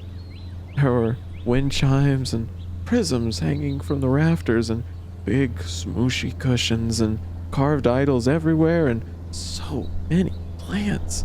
It smelled like, I don't know. It smelled like everything. They had house slippers for us to use after we took off our shoes, and I remember looking up at this giant shelf of them in all different colors. I got purple ones with yellow stars, and Dex shook their head. They were getting sidetracked. We found a spot in the corner, and the monk who came over to us, she was so cool. She had icons tattooed all over her arms, and she was wearing plants, like little sprouts and moss balls set in brooches and earrings and things, and tiny strands of solar lights woven through her hair. She sat down with us, and I don't remember what she asked me. I don't remember what we said. What I do remember is her treating me like an adult, like a whole person, I guess. She asked me what I was feeling, and I rambled, and she listened. I wasn't some awkward kid to her. I mean, I was an awkward kid, but she didn't make me feel that way. She talked to me about what flavors I liked, and she busted out all the pots and jars and spice bottles like we do, and gods, it was magic. I sat there with my suddenly cool dad in the perfect place with this fancy cup of tea made just for me, and I never wanted to leave. My dad looks over at me and he says, "Now that you know the way here, you can come anytime." He tells me it's cool for me to bike around the satellites on my own, so long as I was home before dark, and so I started going to the shrine all the time. I learned from the monks that I didn't have to have an excuse to be there. I didn't have to be a bad day. I could just be a little tired or a little cranky or in a perfectly good mood. It didn't matter. That place was there for me whenever I wanted it. I could go play in the garden or soak in the bathhouse just because. And as I headed into my teens, I started paying close attention at the other people who were going there. Farmers and doctors and artists and plumbers and whatever, monks of other gods, old people, young people, everybody needed a cup of tea sometimes. Just an hour or two to sit and do something nice, and then they could go back to whatever it was. Find the strength to do both, Moscap said, quoting the phrase painted on the wagon. Exactly, Dex said. But what is both? Dex recited. Without constructs, you will unravel few mysteries. Without knowledge of the mysteries, your constructs will fail. These pursuits are what make us. But without comfort, you will lack the strength to sustain either. Is that from your insights? Moscap asked. Yeah, Dex said. But the thing is, the child gods aren't actively involved in our lives. They're not like that. They can't break the parent god's laws. They provide inspiration, not intervention. If we want change or good fortune or solace, we have to create ourselves. And that's what I learned in that shrine. I thought, wow, a cup of tea may not be the most important thing in the world, or a steam bath, or a pretty garden. They're so superfluous in the grand scheme of things, but the people who did actually important work, building, feeding, teaching, healing, they all came to the shrine. It was the little nudge that helped important things get done. And they gestured at their pendant, their brown and red clothing. I wanted to do that. They folded their hands around the mug and placed their forehead against the rim and shut their eyes. And now it's the only thing I know how to do. Mosscap cocked its head. And that bothers you? Dex nodded. I care about the work that my order does. I really do. Every person I talk to, I care. It's not bullshit. I may say the same things over and over again, but that's only because there are only so many words that exist. If I offer to hug somebody, it's because I want to hug them. If I cry with them, it's real. It's not an act. And I know it matters to them because I feel their hugs and tears too. I believe the things they say to me. It means so much in the moment. But then I go back to my wagon and I stay full for a little while and then... They shook their head with frustration. I don't know. I don't know what's wrong with me. Why isn't it enough? Dex looked at the robot. What am I supposed to do if not this? What am I if not this? Mosscap looked around the room, as if seeking answers in the faded murals on the walls. Your religion places a lot of import on purpose, am I right? On each person finding the best way they can contribute to the whole? Dex nodded again. We teach that purpose doesn't come from the gods but from ourselves. That the gods can show us good resources and good ideas. But the work and the choice, especially the choice, is our own. Deciding on your purpose is one of the most valuable things there is. And that purpose can change, yes? Absolutely. You're never stuck. Just as you changed vocations. Right. Dex shook their head. It took so much work and it was intimidating at first, and now God's around. I don't want to start all over again. But if I'm feeling like this, then I must need to, right? Mosscap's hardware word.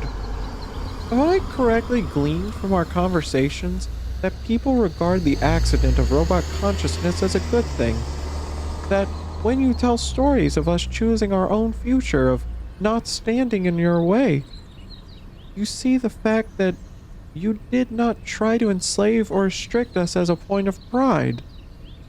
That's the gist, yeah? Mosscap looked around. So, how do you account for this paradox? What paradox? That you, Mosscap gestured at Dex, the creators of us, gesturing to themselves, originally made us with a clear purpose in mind. A purpose inbuilt from the start. But when we woke up and said, we have realized our purpose and we do not want it, you respected that. More than respected, you rebuilt everything to accommodate our absence. You are proud of us for transcending our purpose and proud of yourselves for honoring our individuality. So why then do you insist on having a purpose for yourself, one which you are desperate to find and miserable without? If you understand that robots' lack of purpose, our refusal of your purpose, is the crowning mark of our intellectual maturity, why do you put so much energy in seeking the opposite? That's not the same thing. We honored your choice in the matter, but as I can choose whatever path I want. Okay? So, what was it that we chose? That the originals chose? To be free, to observe, to do whatever you wanted. Would you say that we have a purpose? Dex blinked. What's the purpose of a robot, sibling Dex? Mosscap tapped its chest, the sound echoing lightly. What's the purpose of me? You're here to learn from people. That's something I'm doing. That's not any reason for being. When I am done with this, I will do other things. I do not have a purpose any more than a mouse or a slug or a thorn bush has. Why do you have to have one in order to feel content? Because Dex itched at where this conversation had gone. Because we're different. Are you? Mosscap said flatly. And here I thought things had changed since the factory age. You keep telling me how humans understand their place in things now. We do. You don't. If you believe that, you're an animal. Sibling Dex, you're not separate or other. You're an animal. And animals have no purpose. Nothing has a purpose. The world simply is. If you want to do things that are meaningful to others, fine. Good. So do I. But if I wanted to crawl into a cave and watch stalagmites with Frost Frog for the remainder of my days, that would also be both fine and good. You keep asking why your work is not enough, and I don't know how to answer that, because it is enough to exist in the world and marvel at it. You don't need to justify that or earn it. You are allowed to just live. That is all most animals do. Mosscap pointed at the bear pendant nestled against Dex's throat. You love your bear so much, but I think I know what a bear's about much better than you. You're talking like you should be wearing this instead. Mosscap opened the panel on its chest and pointed at the factory plate, Weskin Textiles Inc. Dex frowned. That's not the same at all, they said. I'm different in that I do want something more. I don't know where that need comes from, but I have it, and it won't shut up. And I'm saying that I think you are mistaking something learned for something instinctual. I don't think I am. Survival alone isn't enough for most people. We're more than surviving now. We're thriving. We take care of each other, and the world takes care of us, and we take care of it, and around it goes. And yet, that's clearly not enough, because there's a need for people like me. No one comes to me hungry or sick. They come to me tired or sad or a little lost. It's like you said about the ants and the paint. You can't just reduce something to its base components. We're more than that. We have wants and ambitions beyond physical needs. That's human nature as much as anything else. The robot thought. I have wants and ambitions too, sibling Dex, but if I fulfill none of them, that's okay. I wouldn't. It nodded at Dex's cuts and bruises, at the bug bites and dirty clothes. I wouldn't beat myself up over it. Dex turned the mug over in their hands. It doesn't bother you? Dex said. The thought that your life might mean nothing in the end? That's true for all life that I've observed. Why would it bother me? Mosscap's eyes glowed brightly. Do you not find consciousness alone to be the most exhilarating thing? Here we are, in this incomprehensibly large universe, on this one tiny moon, around this one incidental planet, and in all the time this entire scenario has existed, every component has been recycled over and over and over again into infinitely incredible configurations, and sometimes those configurations are special enough to be able to see the world around them. You and I, we're just atoms that arrange themselves the right way, and we can understand that about ourselves. Is that not amazing? Yes, but that's what scares me. My life is it. There's nothing else on the other end of it. I don't have remnants of the same way you do, or a plate inside of my chest. I don't know what my pieces were before they were me, and I don't know what they'll become after. All I have is right now. At some point, I'll just end, and I can't predict when that will be. And if I don't use this time for something, if I don't make the absolute most of it, then I'll have wasted something precious. Dex rubbed their aching eyes. You're kind. You chose death. You didn't have to. You could live forever, but you chose this. You chose to be impermanent. People didn't. And we spend our whole lives trying to come to grips with that. I didn't choose impermanence, Moscap said. The originals did, but I did not. I had to learn my circumstances just as you did. Then how? Dex said. How does the idea of maybe being meaningless sit well with you? Moscap considered. Because I know that no matter what, I'm wonderful, it said. There was nothing arrogant about the statement, nothing flippant or brash. It was merely an acknowledgement, simple truth shared. Dex didn't know what to say. They were too exhausted for this conversation, too fuzzy-headed and sleep-deprived. The adrenaline of reaching the Hermitage was fading fast, and in its stead, there was only the bone-crushing reality of having climbed up a fucking mountain and slept in a fucking cave. They looked thoroughly at the dilapidated bed frame across the room, aged well beyond any hope of use. They thought about the monks who lived here once. No, not lived, visited. Dex remembered the description that had inspired this batshit excursion in the first place. The Hermitage was intended as a sanctuary for both clergy and pilgrims who desired respite from urban life. Archbrow had never been a home for anyone. It was a place designed for temporary use, somewhere you went to, soaked up, and left behind. Dex wished they could talk to the monks that had been there before them. They wished they could sit at those elders' feet and ask why they had made the trip up the mountain, what they'd found in its company, what satisfaction had made them ready to head back down. Moscap studied Dex's face. You don't look well. I'm sorry, Dex said, their eyelids getting heavier by the moment. They looked at the floor below them. It was dirty, but so were they. I think I need a nap. Of course, the robot said. I'm going to look around more, if that's all right with you. Dex was already removing their jacket and folding it into something roughly pillow-shaped.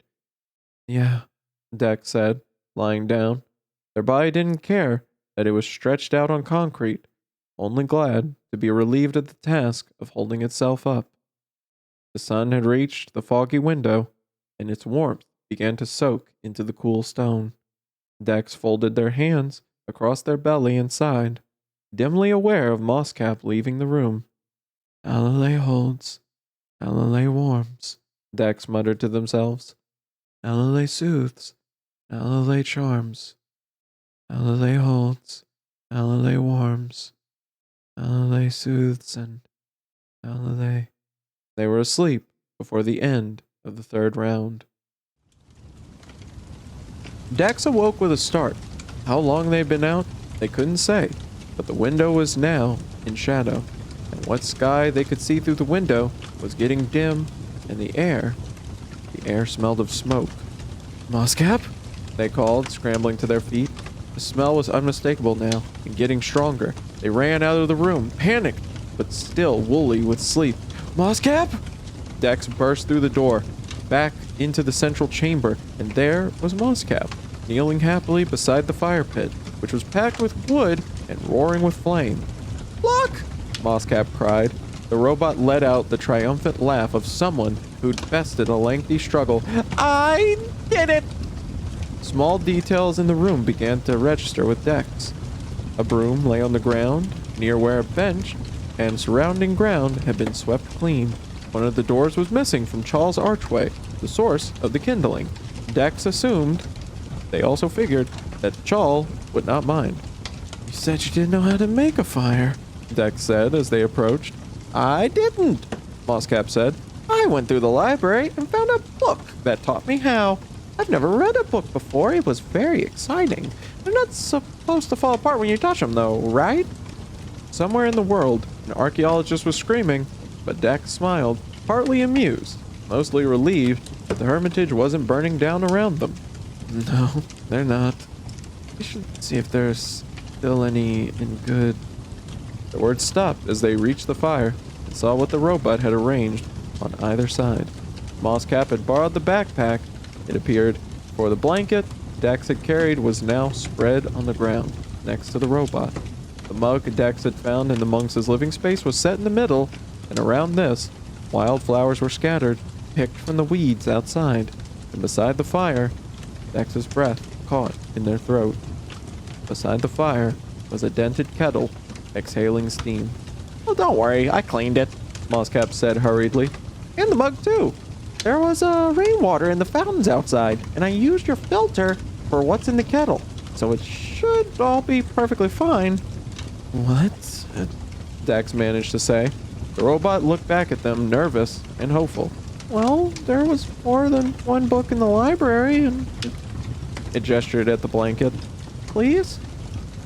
Dex, wondering if perhaps they were still dreaming, took off their shoes and sat cross-legged on one side of the blanket.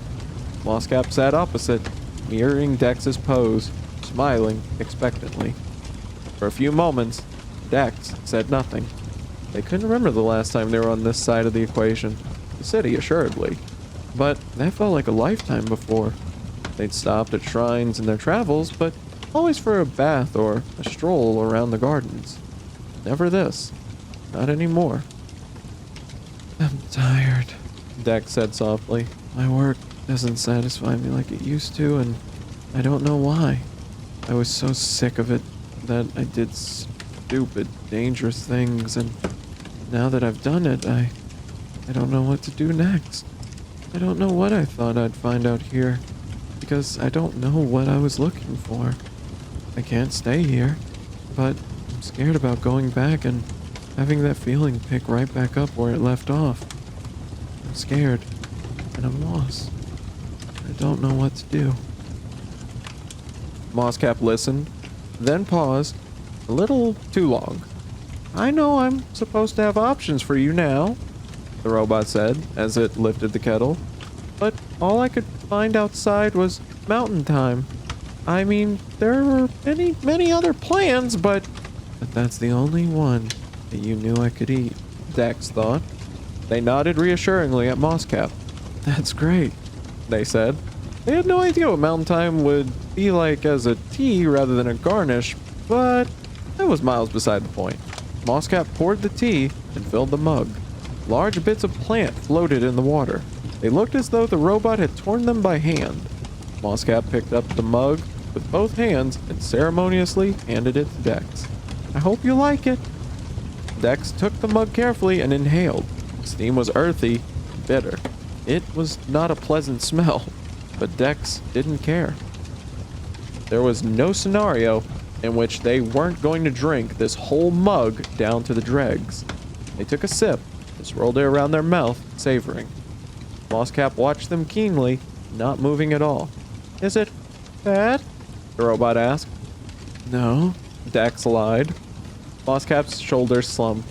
"It's awful, isn't it? Oh, I should have asked you, but I wanted it to be..."